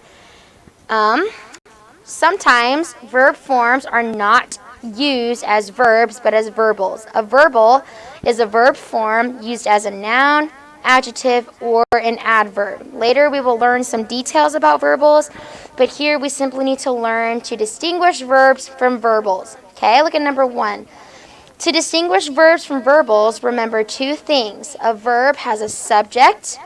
A verbal generally does not. A verbal functions as a noun, adjective, or an adverb. Okay, so obviously when we're looking for verbs within a sentence, it's the action, or it links a word of the subject. Okay, with verbs, they have subjects. Verbals do not. Okay, so verbals, they can function as nouns, adjectives, or pronouns. Okay, so look at your example in the following paragraph. Okay, they give you examples of how verbals are used. Okay, so there are knowing different types of verbals will help you distinguish them from verbs. Okay, so notice this. For those of you on page number 95, it also is explaining it to you on page 96, so if you want to turn the page over. In the green book, it kind of gives you all on one page, but there are 3 kinds of verbals. Okay, the first one is a participle. Okay, a participle is used as an adjective, and if you don't know what an adjective is, it's a word that describes another noun or pronoun. Okay, so noun or pronouns are things like people, objects like a desk, places like Beaumont. Okay, Those are all names of nouns, and adjectives describe those things. So adjectives can be the word pretty, funny, awesome. Those are all adjectives. So a participle is a verbal that is used as an adjective. So a verbal would be describing a noun or a pronoun, okay, which would be a participle. How we find participles or how we identify participles, they often end in the words d, ed, t, or en. Okay, they also can end in ing. Okay, I want you guys to know that and mark that in your book. That's how I find what a participle is. Okay, a gerund is used as a noun, and I can find a gerund because it ends in ing. Okay, I know participles, they also can end in ing, but the way that I tell the differences between a gerund and a participle is the way that it's used within the sentence. Okay, so we'll practice those when we get to it. Then the last form of a participle, or of a verbal, is called an infinitive. Okay, an infinitive, these can be used as nouns, adjectives, or adverbs. Okay, but then we identify infinitives by the word to. Okay, but with infinitives, they always have a verb that comes after the word to. So it's the word to plus a verb. And I just kind of wanted to introduce you to verbals because we're going to go into depth with those tomorrow. But make sure that you guys have marked those in your book. There's a participle, a gerund, and an infinitive, and we'll get into that more tomorrow. Okay, so there's no homework tonight. Go ahead and close your books. You are dismissed to talk for the next 5 minutes, but you're not dismissed to lunch quite yet, okay? Because we still have 5 minutes of class. Yes, Bella?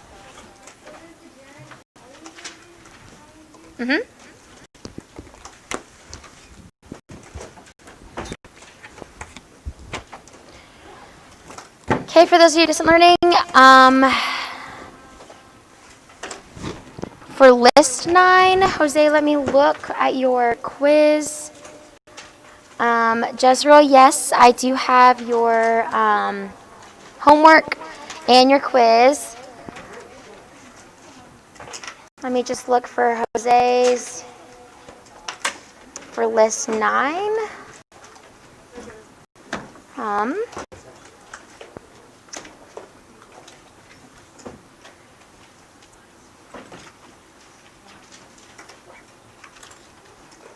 Yes, Jose, I do have your spelling quiz for list 9. Okay, and then make sure you guys send in to me your homework, which was your vocabulary words 1 through 5 2 times. I do have Jose's and Jezreel's. Jezreel, I have both 1 through 5 and then 6 through 10. But make sure everyone turns that into me, please. And then Emily, I will send you the quiz to take for today. I need a picture of that and then emailed it back to me. Same thing with Mia. Okay, if you guys have any questions, let me know. But no homework tonight, so enjoy your Wednesday.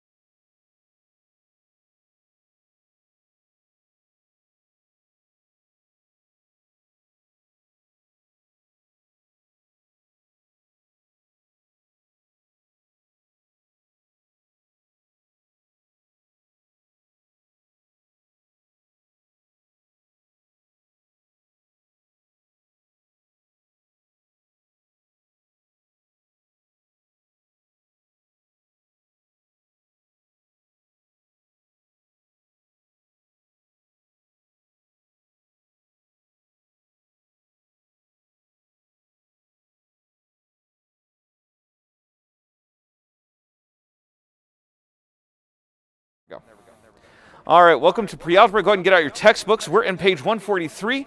Page 143 of your textbook. If you would please join me there. That's not what I want. How about you just go away? Oh my goodness, no. Okay, I don't know what's happening with Chrome, but there we go. All right. Need to deal with a few more things with solving equations because most equations are not as simple as what we had in 4.1. From what I saw when I graded Monday's homework, or when I say what I graded, when I recorded the grades for Monday's homework, I noticed that it seemed like things were going well. Is everyone understanding this so far, 4.1? Okay, we're going to build on that a little bit, but it's going to be still the same idea. That's the core concept. And then now it's just going to get worse and worse looking, but at the end it's always going to look like that. Okay, so that's kind of what's going to happen. Don't panic. We're going to do one thing at a time. Going to ease you in.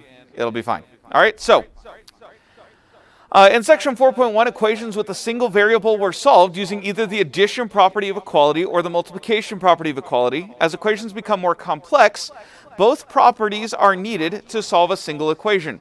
And I should actually, be on this first. All right, so let's say I have, 4x plus 1 equals 9. Okay?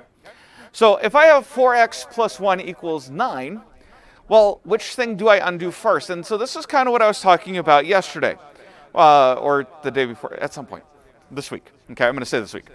All right? When you wrap a present, you put it in a box, you seal the box, and then you wrap it in paper, right? Okay, so to unwrap it, you have to undo the paper first, right? Okay, you have to get rid of the paper, then you open the box. Okay, you can think of that wrapping as the order of operations. Okay, when we're doing, okay, excuse me for a second. Yeah. Do not feel like chewing on my beard for the rest of the lecture. All right, so the mask pushes it in, and there's nothing I can do about it after that. All right, so anyway. So in the order of operations, we would do multiplication first and then addition, right? Okay? That's still correct anytime you're doing math. And as a matter of fact, even when we simplify in equations, that's what we'll do. But am I trying to do the math here? Well, you guys to think back toward this week. What word did I always keep saying? What are we trying to accomplish when we're solving for x? No. How do you x? Okay, anyway. We undo. That's the key word. There's a reason why I've been saying that repeatedly. It's building up to this, okay? See, what I would do is multiplication, then addition, right? So when I'm undoing it, which should I do first? No. I have to work backward. I should undo the addition first. Okay? So you have, I want you guys to stop and think about this. Where's my pen? There it is. Okay. We have PEMDAS. Okay? P-E-M-D-A-S, where these two are one step and these two are one step. Okay? And it's from left to right. Okay? These are the wrapping, if you will. We start with parentheses, then we go to exponents, then we do multiplication, division, then we do addition, subtraction. Some number is buried in the middle of all that. So to get back to the number at the very beginning, we then have to undo the addition, subtraction. We have to undo the multiplication, division. Then we have to undo the exponents. Don't worry, we'll get there. And then we have to undo parentheses last. We'll talk about it. Don't worry about it. It's called square roots. Square roots are the opposite of exponents. Don't worry about it. Okay, anyway. Okay, we're not going to focus in too much on that yet, but we will get there. Okay, so for right now, does that make sense? It's kind of like a wrapping thing. You got to take off the ribbon, then you got to take off the paper, then you got to open the box. Does that make sense? Okay, so we're unwrapping it. That's what we're doing here. Yes? Yes, but only when you're undoing. If you're simplifying, you still go forward. Okay, and this is where people start to get confused. You have to ask, what am I doing? Am I doing or undoing? All right, that's what you have to think about. Okay, when you hit undo on the computer, it doesn't undo the first thing you did, it undoes the last thing you did, right? Okay, does that make sense? Okay, so we're working backwards. It's that kind of idea. So, we have 4x plus 1. When we were doing this to get to the 9, we would do multiplication first, then addition, right? So to undo, I need to undo the addition first because it's in the way of me undoing the multiplication. Okay, so I'm going to subtract 1 from both sides. Okay, does that make sense? Okay. So now, then what I'm going to have is I'm going to have 4x equals 9 minus 1, which is 8. Now I have multiplication by itself. So this gets pretty easy. How do I undo multiplication? Division. And 8 divided by 4 is 2.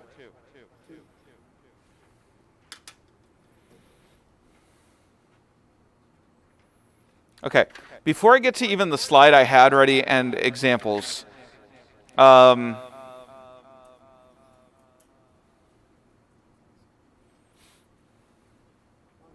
on.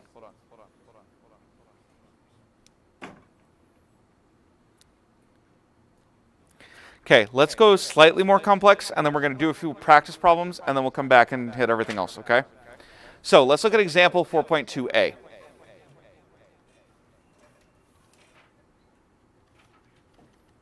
By the way, that problem was from the blue box on page 143. Okay? So example 4.2a, part A, we're told to solve 6x plus 3x minus 4 equals 19 plus 4. Now, your brain is probably already shut down. Okay? Try to wake it back up. Okay? Reboot, do what you need to do, and think. Okay? Just slow down. We've talked about how to deal with many of these situations before. Okay? Do you notice 6x and 3x are what? What do we call them? They're like terms. So yes, we can combine it to make 9x. Good. You guys both got where I was going. All right, so 6x plus 3x is 9x. And I'm just going to copy down the minus 4. Now on the right side, do I need to, I have 19 plus 4 there. We can just do that, right? So what's 19 plus 4? 23. Yes. Then you can't add them. Don't worry about it. You're trying to get too far ahead. Focus on what we're doing now because we're going to introduce things as they come, okay? So I promise you I will teach it to you when you need it, okay? All right, so now I have a situation here where I have two things happening to x. So which one do I undo first? Right, the subtraction of 4, so I'm going to add 4 to both sides, right? Okay, so I'm going to have 9x equals what? 27. Yep, and divide by 9, and then x is equal to 3. All right, does that make sense? This is starting to make more sense now that you're seeing what I'm talking about. Okay, I just have to introduce it quite a bit, but does that make, we good? Okay, let's go through and do actually at your seats, let's do this. I want you guys to do numbers 1 through, let's go 9. Yes. Actually, sorry. Only do 1 through 9 odds for time. Numbers 1 through 9 odds in practice 4.2.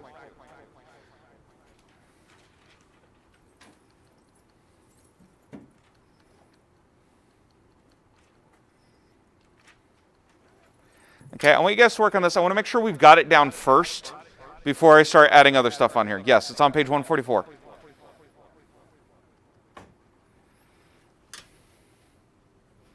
Okay, practice 4.2, numbers 1 through 9 odds, page 144. I want you guys to work on that briefly. This is an example here on the screen. Okay, I only want you guys to do odds. And I'll give you guys I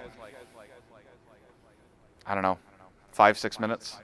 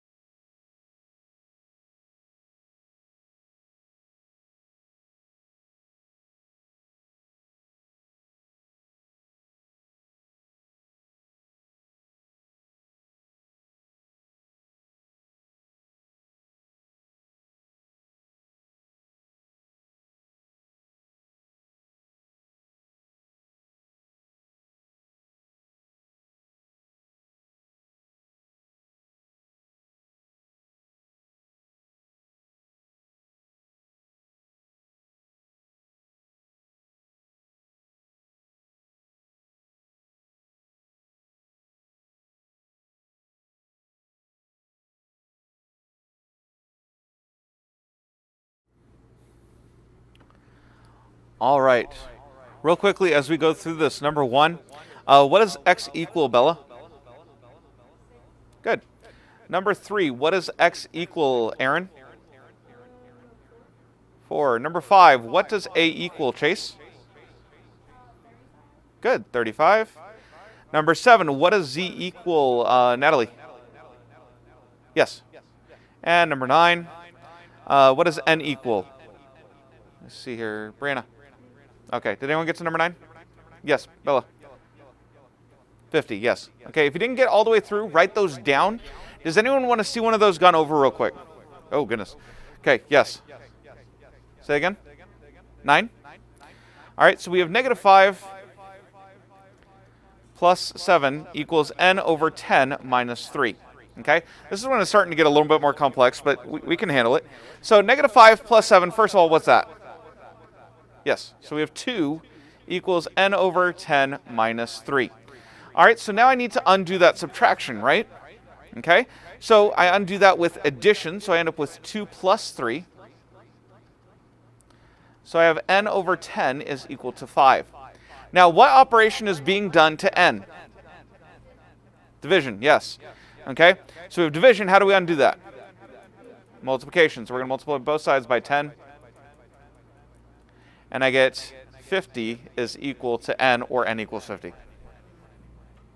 An equal sign can be flipped around, no problem. All right. Any others real quick? No, was it mainly that one? Okay, cool. Does it make sense now? That's the important bit. Okay. All right, let's go back to the previous page then. All right, so that's the first thing, is we might have more than one operation, and that's how we do it. We unwrap it, okay? But then there's a couple other things we might have to address as we go. And so, oh, why does this keyboard like always fall asleep? There we go. So let's consider here with the distributive property. Now, when we learned about the distributive property, it didn't make a lot of sense to us, right? Because it would just be faster to just do the inside of the parentheses. Do you see how in that problem on the left I can't? I can't add 3x plus 5. So then I would have no way to get rid of the parentheses. Well, the reason why we taught the distributive property is so that we can, okay? That's why the distributive property is so powerful, because it allows us to get rid of parentheses we wouldn't otherwise be able to get rid of, okay? So we have that 2 times 3x plus 5. Well, as long as I take 2 times everything in there, it's the same thing. So we're taking this 2 times 3x plus 2 times 5, we get 6x plus 10. Okay, and then from there we could finish solving, subtract 10 from both sides, divide both sides by 6. Does that make sense? Okay, and I'm not going to show it here, but that's what we would do. With like terms, okay, we have 2 things that are similar to x. I think I actually already showed this one. Yeah, I did. I showed it in the example. All right, but we have like terms. So 2x plus 5x equals 7x, and then we would solve like normal. Okay, so let's look at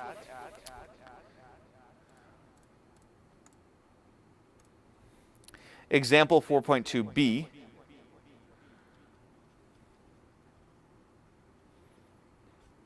Okay, we have x over 8 plus 6 equals 3 minus 1. So the first step, oh, this is very similar to number 9, I guess. So the first step, okay, is to go through and simplify what we can. So I have x over 8 plus 6 equals 2. Okay, subtract 6 from both sides. So now I get x over 8 equals what? Negative 4. This is perfectly fine and can and will happen. Okay, negatives are not of Satan. Okay, they're just the other half of the number line. Okay, it's okay. All right, then how do I get rid of the division of 8? Multiply. So we're going to multiply both sides by 8. Sorry, I shouldn't have written it up that far. Oh well. All right, so x is equal to 8 times 4 is? Right, and negative 32 because of the negative in front. Okay, so we have negative 32 there. And again, we could check, but that's the answer. All right, so here's what we're going to do then. I want you guys to do practice problems 11, 13, and 15.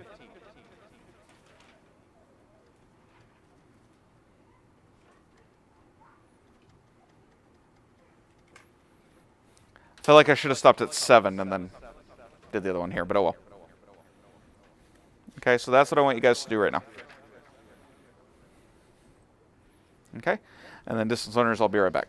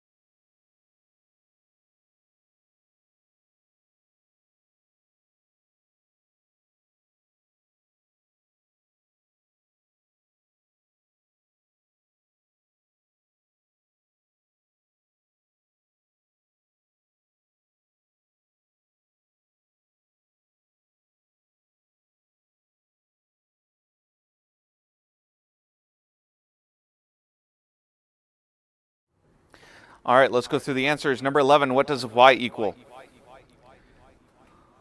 Jason. 10, good.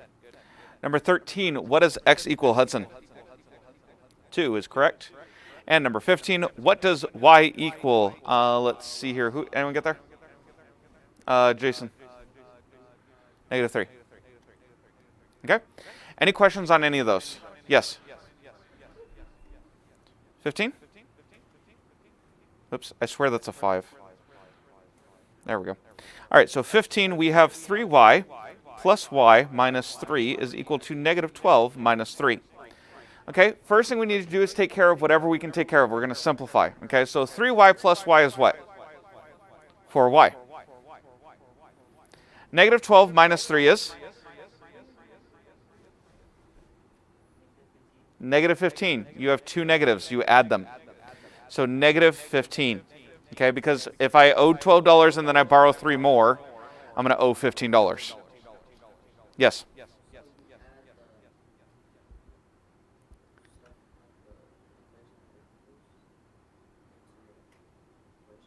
What? Yeah, because -12, if I already am in the negative and then I borrow more, I'm going to be more in the negative. Does that make sense? So it's that idea. Okay? Yes? 3y plus y. Remember there's a 1 in there? There's a 1 in front of y if there's nothing there. So 3y plus y, if I had 3 y's and I put another y in there, you can think of y as an apple or whatever helps. Okay, but if I have 3 and then I put 1 more in, there's 4. All right, so far so good? Yes? Huh? Yeah, in a minute. All right, so then we're going to add 3 to both sides. So my signs are different now, so now we're going to subtract. So 15 minus 3 is? 12. Is it positive or negative? Negative, because I've only paid 3 back. So plus 12. Okay? Or -12, I mean. Third. Then I'm going to divide both sides by 4. Y is equal to -3. All right? Does that make sense? Okay? If it didn't before, it does it now. That's the important bit. Okay. You got to watch out for the sign numbers. All right. You said number 11? Okay, number 11. Number 11 is going to be blue in the middle. Because, yeah. All right, so 11, we have 7 times y plus 3 is equal to 91. Okay, first step is going to be to what? Distribute. Okay, so I'm going to take that 7, and I'm going to get 7y plus what? Nope. 21. 7 times 3. That 7 has to, whoops, that's a 1. That 7 has to go to every term. Okay? Now, what do I start with undoing? 21. So we're going to subtract 21.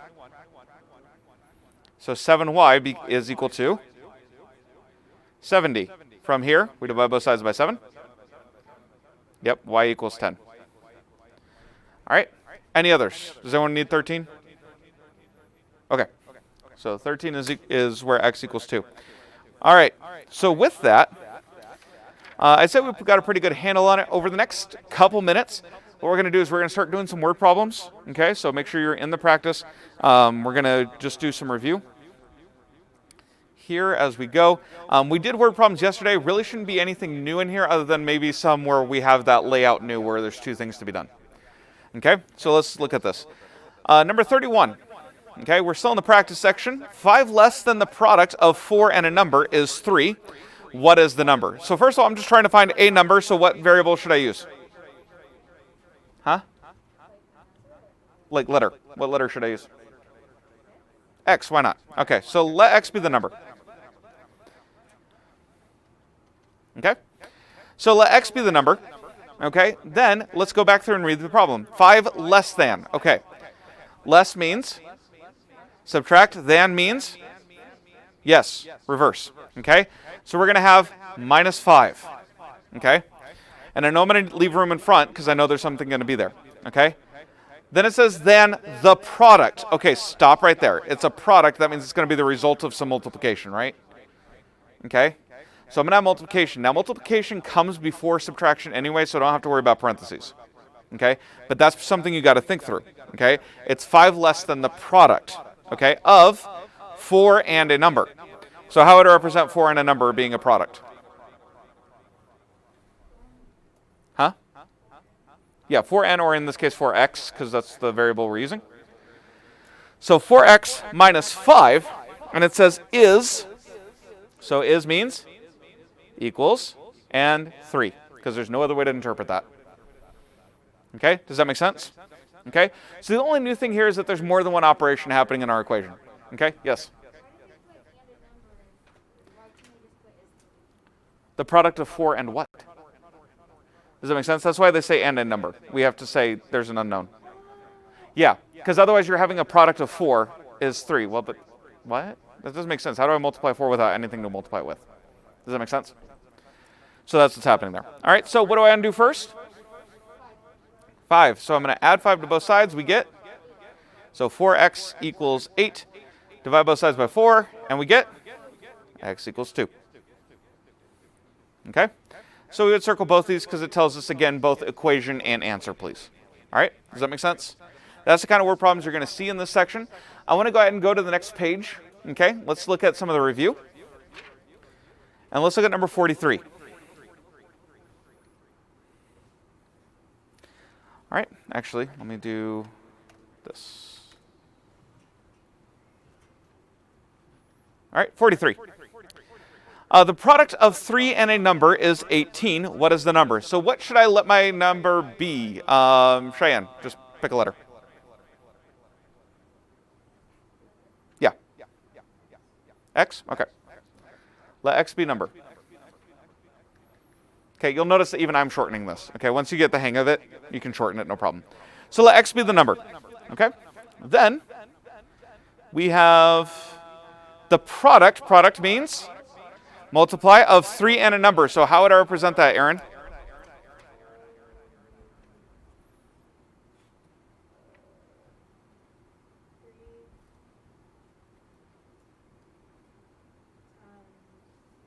Yeah, just 3x. That's all I have to do. Cool. All right, and is means what, class? Equals and 18, because there's, again, no other way to interpret that. Okay, it's the number. All right, so what am I going to do to undo the problem here, Brianna? Divide by 3, good. So then what does x equal, Jaden?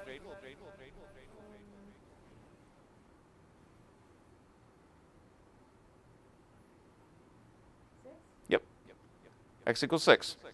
All right, so 3x equals 18 would be the first thing I circle, because again, we want the equation and then the number. Okay, your equation should match mine, except you might have a different letter. That's fine. Okay, I don't care. That's more of a preference. The book uses n, because number.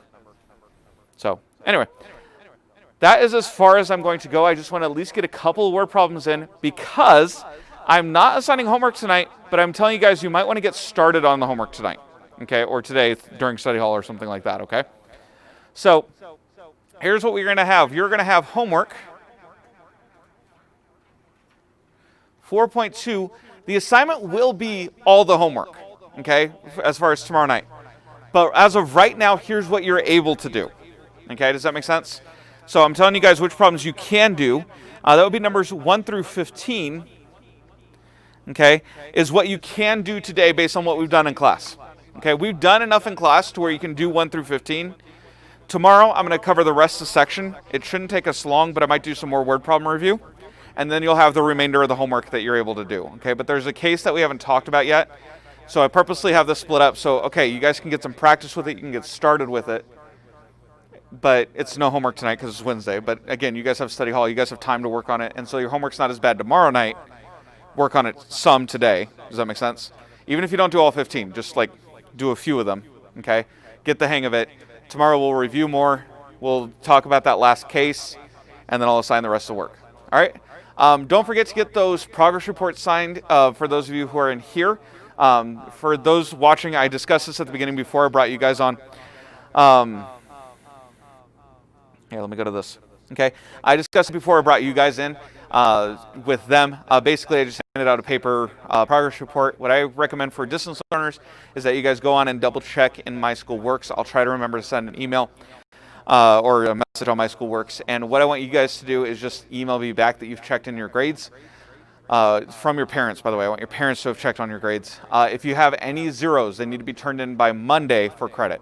Okay, if you turn them in by Monday, you can get credit for it. But as of right now, your grading should pretty well be caught up, except what was due this week. I think some of that's still pending, but I'm working on it. All right, so that's really what we're working on there. If you have test corrections, I did send out those emails last night. Sorry, not emails, messages on My School Works. It's easy to think of them as the same thing.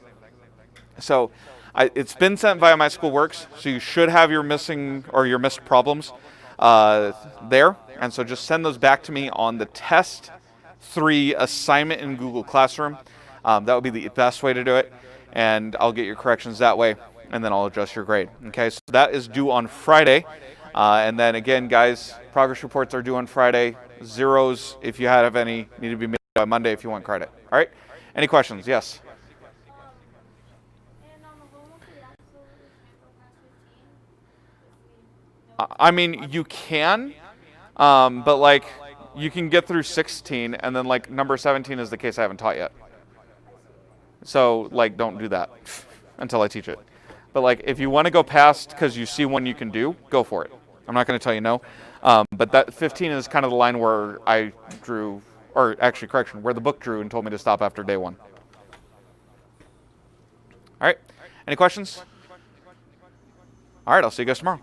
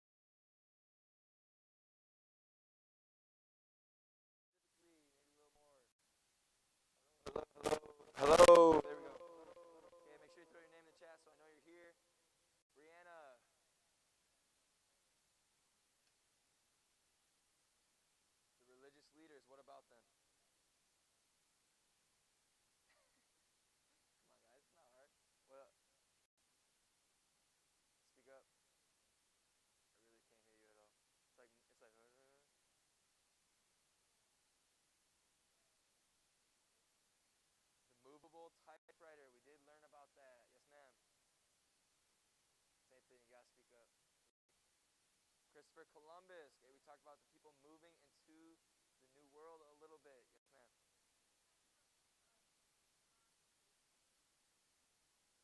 John Gutenberg. Close. Okay, yes. Johann. Johann Gutenberg. Him? Is that what you're talking about? There you go. Yes, Brianna. Okay, there it is. Okay, what I was looking for more. We're talking about the different things in the modern age that affects our day to day.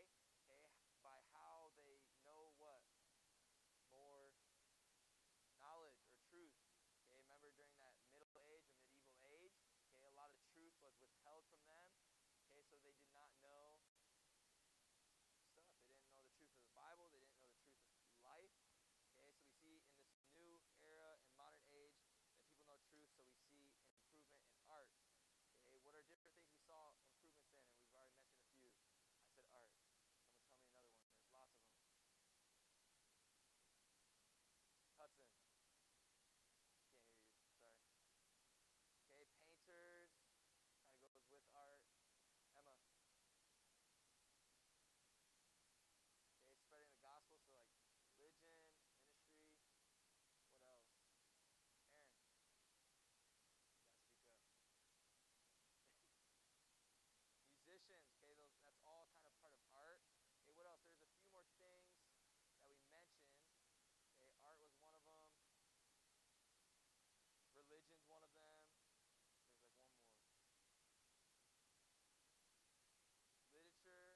Okay, that's a good one. What kind of another thing that's kind of not the same thing as literature, but in the same type of topic? Science. Okay, just like knowledge of things and books, learning. Okay, we did talk about that. We're gonna pick up right where we left off. We also talked about what history means.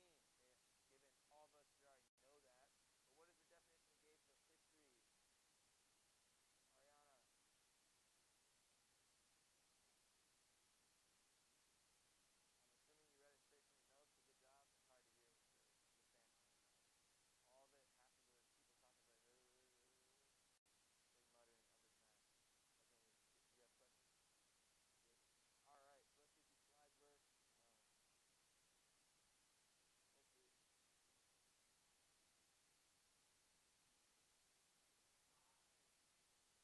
Hopefully. What does he have to do? Okay, looks like we're gonna have to do the same thing.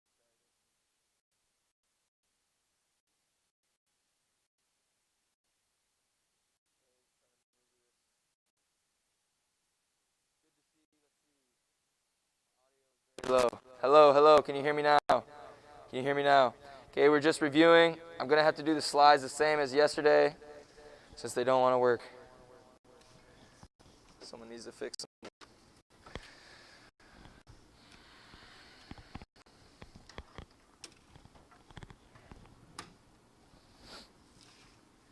Whew.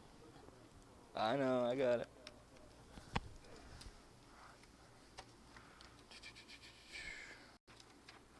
See if that works.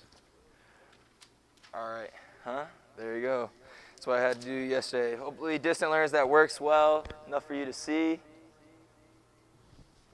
All right, I think that's the note where we left off, I believe, right? Okay, we're going to pray, and then we're going to jump right back into the notes. Any prayer requests? Any prayer requests? Pray for Emily, because they're out of the country, safety and everything. Emma, for what? For our country, everything going on. Pray that, well, I mean, we know God will take care of us, so just pray that we have trust in God through whatever situation may be. Any other prayer requests? All right, we'll pray, and then we'll begin. Dear Father, Lord, thank you for this day. Thank you for the beautiful weather you've given us, Lord. Thank you for the ability and health to be able to be in school, and that our school gets to be open.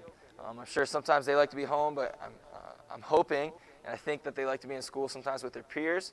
So please allow us to be able to use this time to maybe learn a little bit about our history, and also just do well in school and everything we do, to have fun, to work hard, and make ourselves a better person. As this new year has started, please help everyone, whether they have an unspoken, Lord, in their day-to-day lives, to do the best they can, everything they do, for them to trust in you throughout their life and to believe in you. Also, please help Emily. I know she's out of the country, Lord. Give her family safety through the situation that they're in. Please help any other students if they have an unspoken prayer request. Bless our class. Bless the rest of the day. In Jesus' name we pray. Amen. All right. Note number 17. Okay, talking about the modern age. For the modern age to begin, people... Give me 1 second. Can you still not hear me? You should be able to hear me now. It looks like it's moving.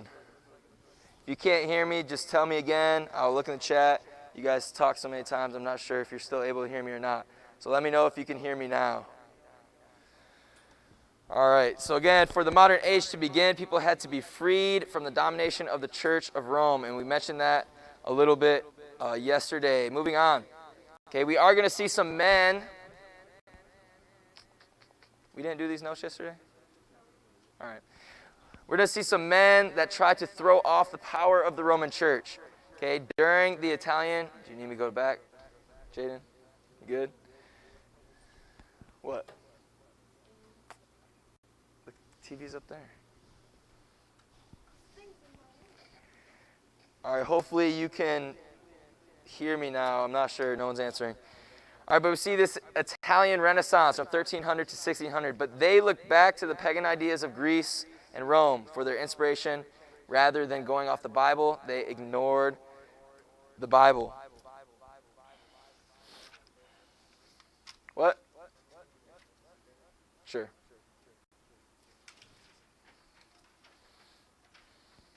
You might need more than just 1 page of notes. Might want to go grab your other notes. Maybe not, but just in case. Okay, this brings us to the time of the Italian Renaissance. You need to know that.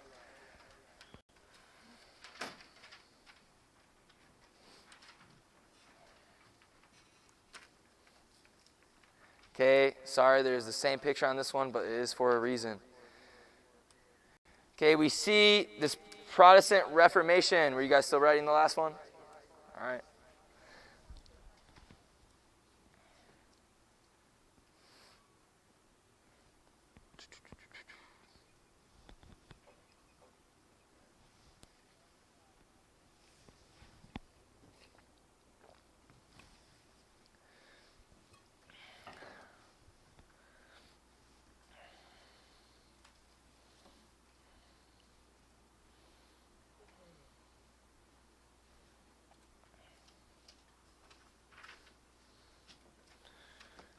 Since they're not answering there, I asked Jezreel if they can hear me now.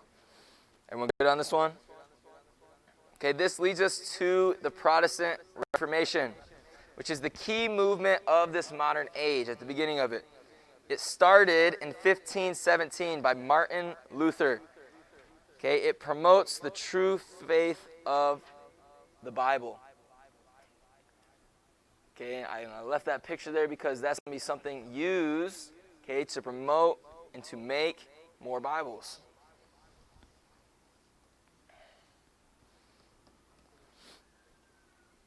They didn't have it back then, man.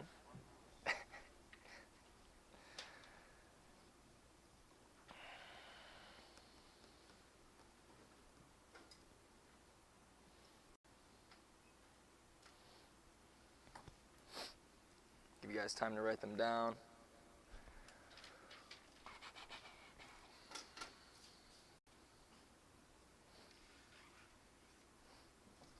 You guys good on this one? All right. The Reformation marks, so this time period marks the beginning of the modern age in Europe. Okay, so everything we talked about yesterday, again, that was all introduction, overview of what we're going to be talking about this chapter. Okay, so this Reformation marks the beginning of the modern age in Europe.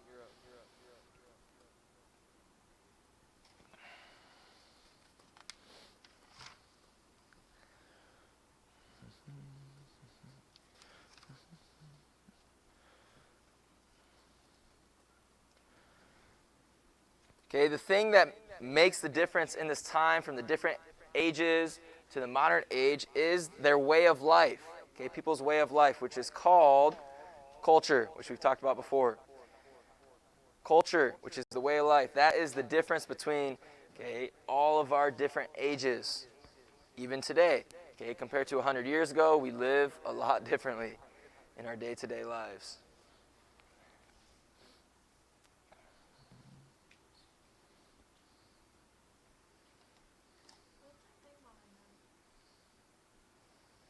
It's for washing and drying clothes.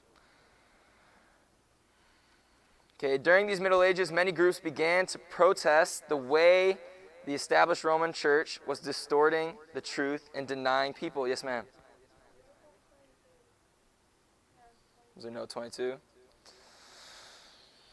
I'm so sorry.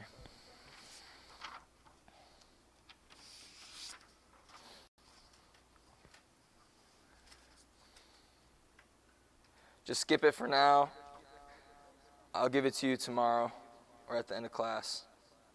I must have missed it in the slides. I'm sorry.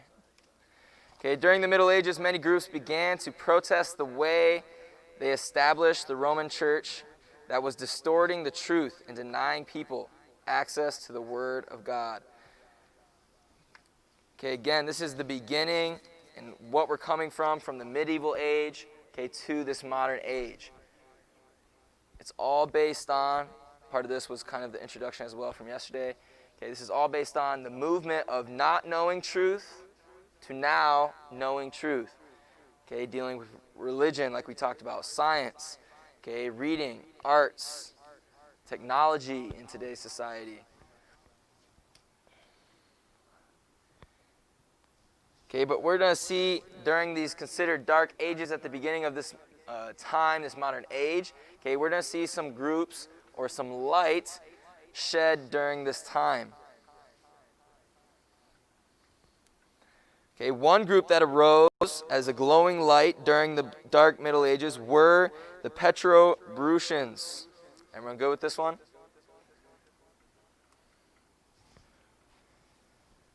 Okay, this is named for Peter of the Bruins, which was a Roman priest in the early 1100s. Okay, by reading the Bible for himself, Bruins was led to reject the Roman Church in favor of God's Word.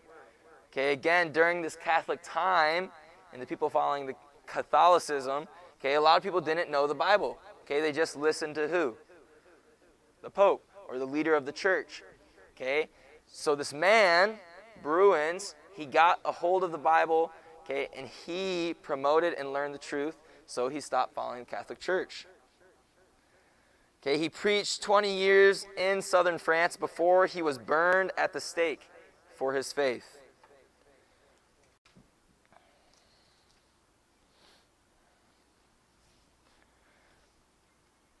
Okay, again, we're going to be talking to some groups of people and men at the beginning of this modern age that stood up.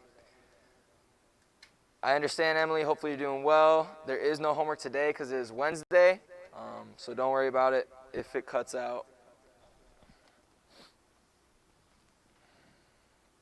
Okay, the next man in this modern age at the beginning of it, and there's going to be a group that comes with this man, but we have Peter Waldo. Peter Waldo, which was a prosperous French merchant. He was convicted. The Scripture is the sole authority for Christians. He paid for the Bible to be translated so his people could read it in their own language. Okay, so at this time, the Bible was only in Latin, or we had the Hebrew, original transcripts, okay, maybe some English, but it wasn't in French. Okay, so Peter Waldo, being a merchant and being someone that found and bought the Scripture and understood it and learned the truth, he says, hey, I want my people, I want the French people to know this truth as well. Okay, so he paid for the Bible to be translated into his people's own language. Okay, and this would bring us to a group of people. I'll give you guys time to write this down. Can you guys see fine over here? Can you see fine? Do I need to move it?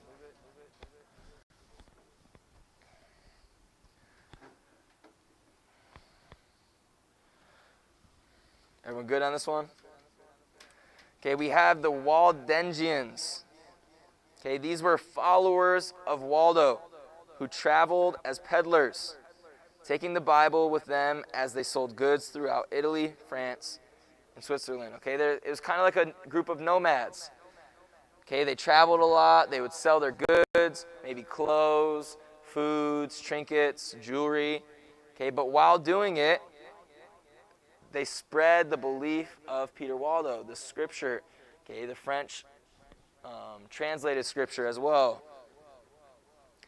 to these different nations. Okay, so just know that these people, the Waldensians, they go with Peter Waldo.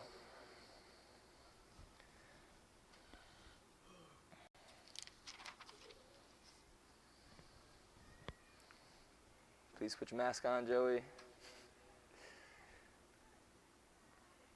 Sorry, but we just have to, man. Everyone good? Sorry, I'm just making sure everyone gets the nose this time. Emma, you good? All right. The next man we're talking about is John Wycliffe, which I'm sure a lot of you have heard of him before. Okay, he challenged the Roman Church in 14th century England. He had the entire Bible translated into English for the first time. So there wasn't just certain passages. Okay, people couldn't just know one part of the Bible and then make up their own, because now it was all translated into English because of this man. What? Can't hear you, I'm sorry. Oh, yeah? Okay, after 1414, anyone who read the Bible in English could have his land, cattle, life, and goods taken away from him. Okay, so we still, during this beginning of this modern age, we still have the controversy between the Catholic Church, okay, and having to follow them in this area, and people knowing the truth and growing on themselves, okay? Beginning of this chapter, we talked about a lot of things and things that will happen, okay, but coming back to the beginning of the modern age, they haven't happened yet. People don't have the freedom like we do today, okay? So they were still restricted, coming off of that middle time and medieval time, okay? So they would be threatened if they had their own Bible, and they would live by the Bible, and they would tell others about the truth of the Bible, okay? They were threatened that these things could be taken away, whether they would be killed, okay, in prison, their land would be taken away, their goods, their cattle, their food, okay, maybe their children, anything could be taken. Okay, and with John Wycliffe, he created this chaos a little bit by translating it into English. Okay, this is going to lead us to a council that is made. The Council of Constance. The Council of Constance. This council came together in 1415. Okay, this council condemned Wycliffe for over 200 crimes and ordered his writings burned. Again, we see these people want to burn and destroy what? Okay, the Bible, but the truth. Okay, they don't want people to know the truth. They want them to just follow, not to actually be able to lead and learn and grow on their own. Okay, so we see this time, and not only we're going to see him, Wycliffe also be threatened to be burned at the stake as well. Okay, but this is going to bring us to another group of people. Okay, we've talked about Peter Waldo and his followers. Okay, now we have Wycliffe and his followers. Anyone know what it's called? Chase, since you're probably looking at it in the book. You know what they're called, the followers of Wycliffe? What is it? Hudson? Lollards. Sorry, man. The Lollards. These are the followers of Wycliffe who took his work throughout England. So even though they're trying to destroy it, okay, these followers and these people that know the truth, they say, hey, man, people have to know. Okay, so they would go throughout this land of England and spread the truth.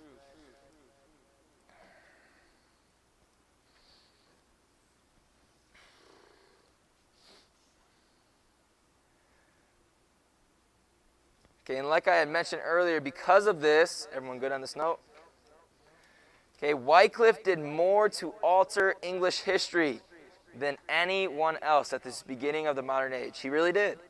Okay, we're going from a time that's considered a dark age, people not knowing the truth, people not really living on their own. Okay, they're just obeying this belief, Catholicism and the Pope, and following this man rather than God. Okay, so because of Wycliffe's translated to English, okay, many more people, and he would be determined to alter English history more than anyone else. He is known because of this as the morning star of the Reformation. the morning star of the Reformation.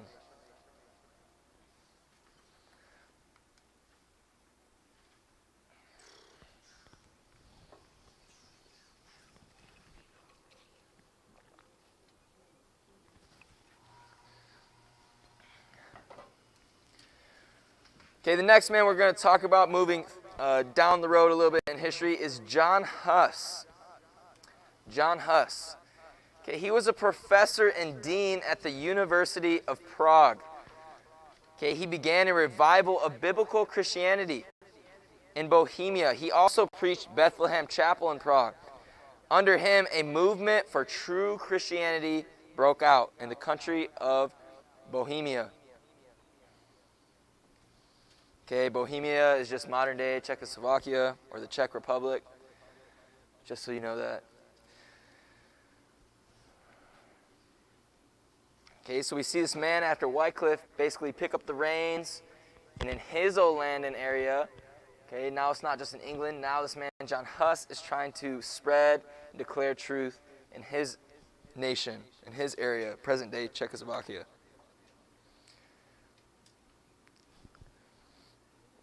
But because of this, just like people trying to destroy Wycliffe's translations and the Bible and the truth, okay, we're going to see John Huss.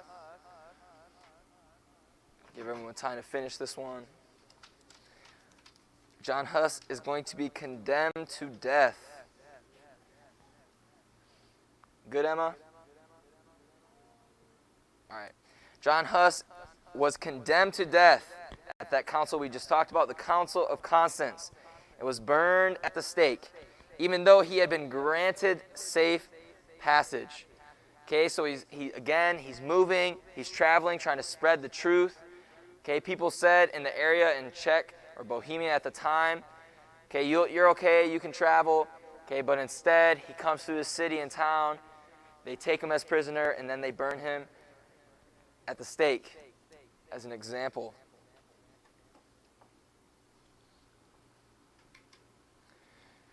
Okay, just like we have this man, because of his death, we're going to have a group of followers of John Huss. What do you think they're going to be called? Joey. What? No. They said it. Micah? There, he said it. Hussites, which are the followers of John Huss. Husseteers, man. Only you, Joey. Only you.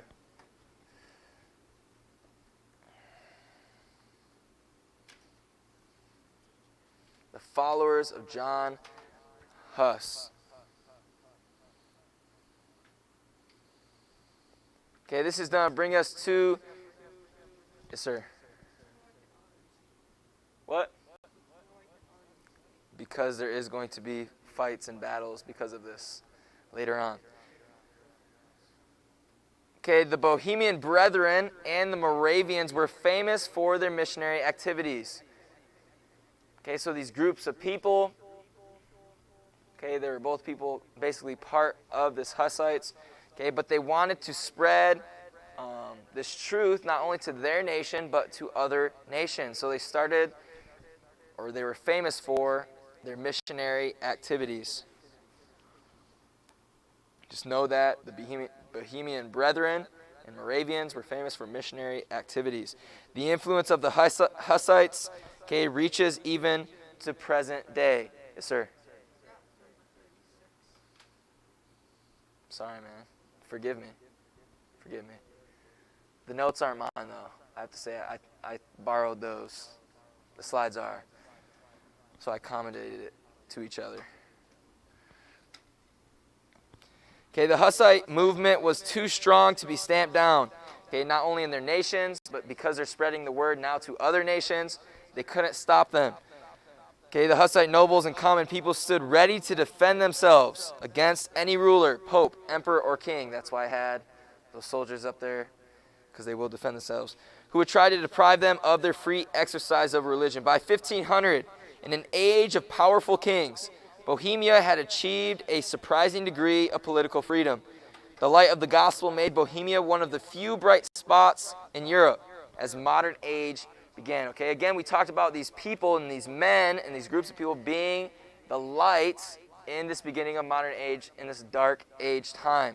Okay, this is going to bring us to some other terms we need to know. But first we have heretics. Okay, which would be any baptized member of the Roman Church who disagreed with any official church opinion. Okay, so people that claim to be Catholic and part of the Roman Church, okay, they'd be baptized. That would signify your relationship with the Roman Church. Okay, but they disagreed with the church's opinion. Okay, they would be called heretics. Okay, and because of people considered as heretics, because now people maybe they're part of the Catholic Church, then they're learning the truth, they disagree with the church.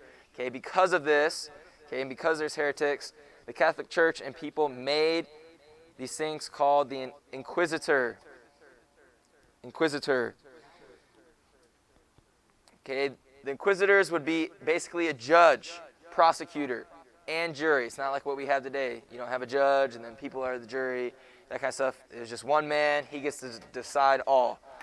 So your life is in the hands of one man. Usually it ended badly because the judge or inquisitor was basically placed by the church.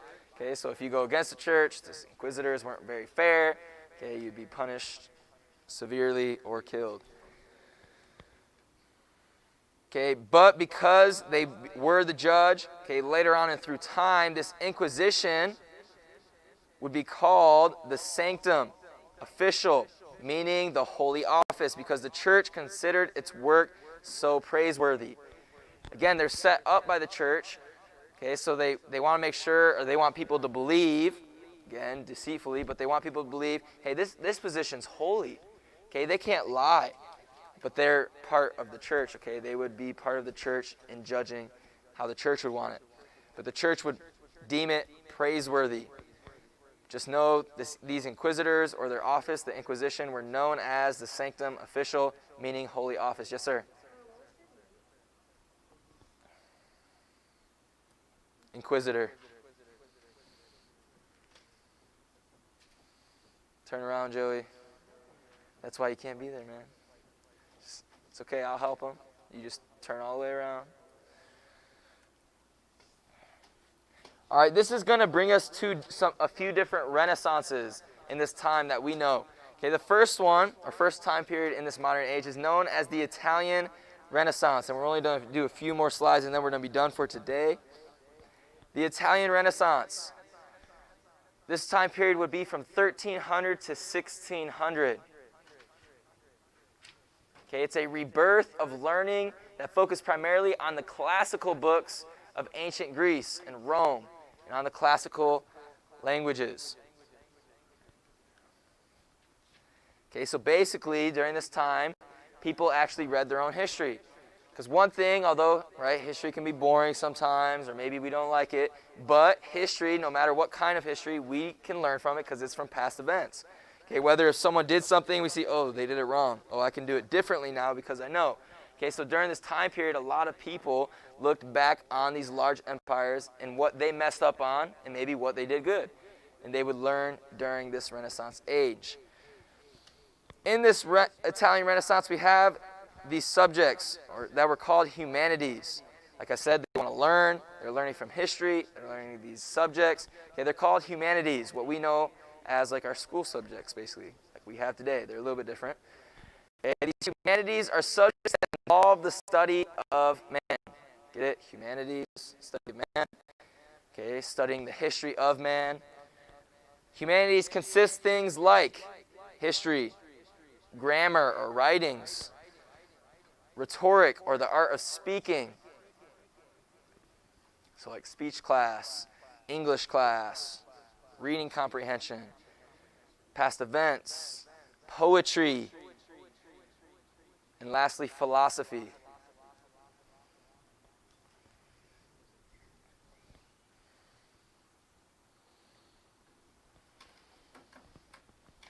Okay, during this Italian Renaissance, attention centered on these subjects. Okay, everyone wanted to learn. Again, they're learning. People are learning just like we are today, learning and growing. Okay, but by the end of this Italian Renaissance, we have our next one called the Northern Renaissance. the Northern Renaissance. Okay, this Renaissance began in Germany, France, and Netherlands, and also England. They avidly study, basically meaning they strongly study, the classical books on the humanities as well as the classical languages. But, so with that, like the Italian Renaissance, they're a little bit different, but they realize that there is no book about man or any other subjects more important than the Bible. Okay, that's the difference between these two Renaissance. The first one, they really focused on learning. Okay, they did want to grow, and they learned from history, okay, and speaking and poetry and philosophy and all these different things. But the thing that they missed out, the most important thing, okay, is the Bible. Okay, this Northern Renaissance took everything that the Italian Renaissance was doing, but they said, hey, although all these things are good, like, right, we're in school, learning these things are good, whether you don't like it, math is good, okay, English is very good, you're going to use it in almost everything you do in life. Yes, you will, okay, because you speak it every day of your life. Once you go to college or something, you will have to write lots of papers. When you work a job, you have to be able to speak correctly and write correctly. It's facts. Doesn't matter what job you do. Oh, yeah? Okay, but during this time, this Northern Renaissance, they realized, hey, no matter what we're learning, all these good things, the Bible is the most important book and learning source that we have. Okay, and we went over it briefly, but now we're going to dive into it a little bit more. Last thing we're doing for today. Okay, we've already mentioned his name, Johann Gutenberg. Okay, he invented the movable type printing press about 1440 in Mainz, Germany. Okay, so this would be during the Italian and Northern Renaissance time period.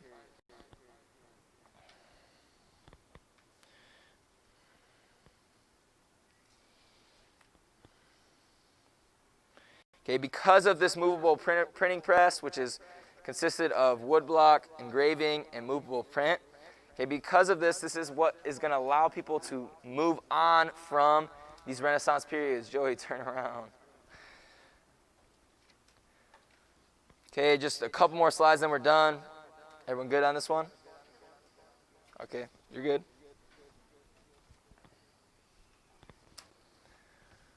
Okay, in 1456, Gutenberg produced the first printed edition of the Bible. Okay, it wasn't rewritten anymore.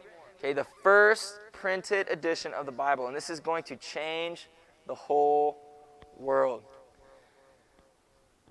Okay, that first version or first printed edition is called the Vulgate.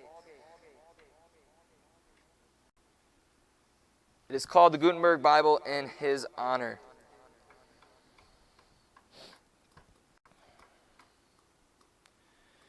Okay, this edition of the Bible is the Vulgate, and it is called the Gutenberg Bible in his honor. Obviously, he made this movable printing press. It is printed from it, Gutenberg Bible. Okay, by 1500, when the modern age began, printing presses were operating in nearly every country in Europe.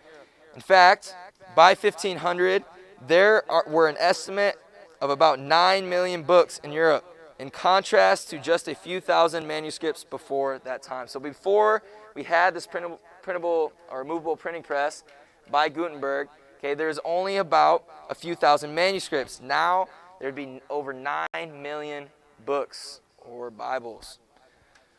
Okay, and our last note for today, I just said it, sorry. I should have put it up there when I was saying it. By 1500, there were an estimate of 9 million books in Europe. In the Middle Ages, there were just a few thousand manuscripts. Okay, that's the last note for today. It is Wednesday, so there's no homework. Okay, you have about 3 minutes left. Joey, come on up so you can get that makeup work, so you can get it done by Friday. Distant learners, let me know if you have any questions. Thank you for doing your best, paying attention. Sorry about the screen. I don't really know what to do to fix it, and it's not really my job. But hopefully you're doing well. Let me know if you have any questions. I put in some grades as well, so go check it out. There might be still a few missing, so again, just be patient. Let me know if you guys need anything. See you tomorrow.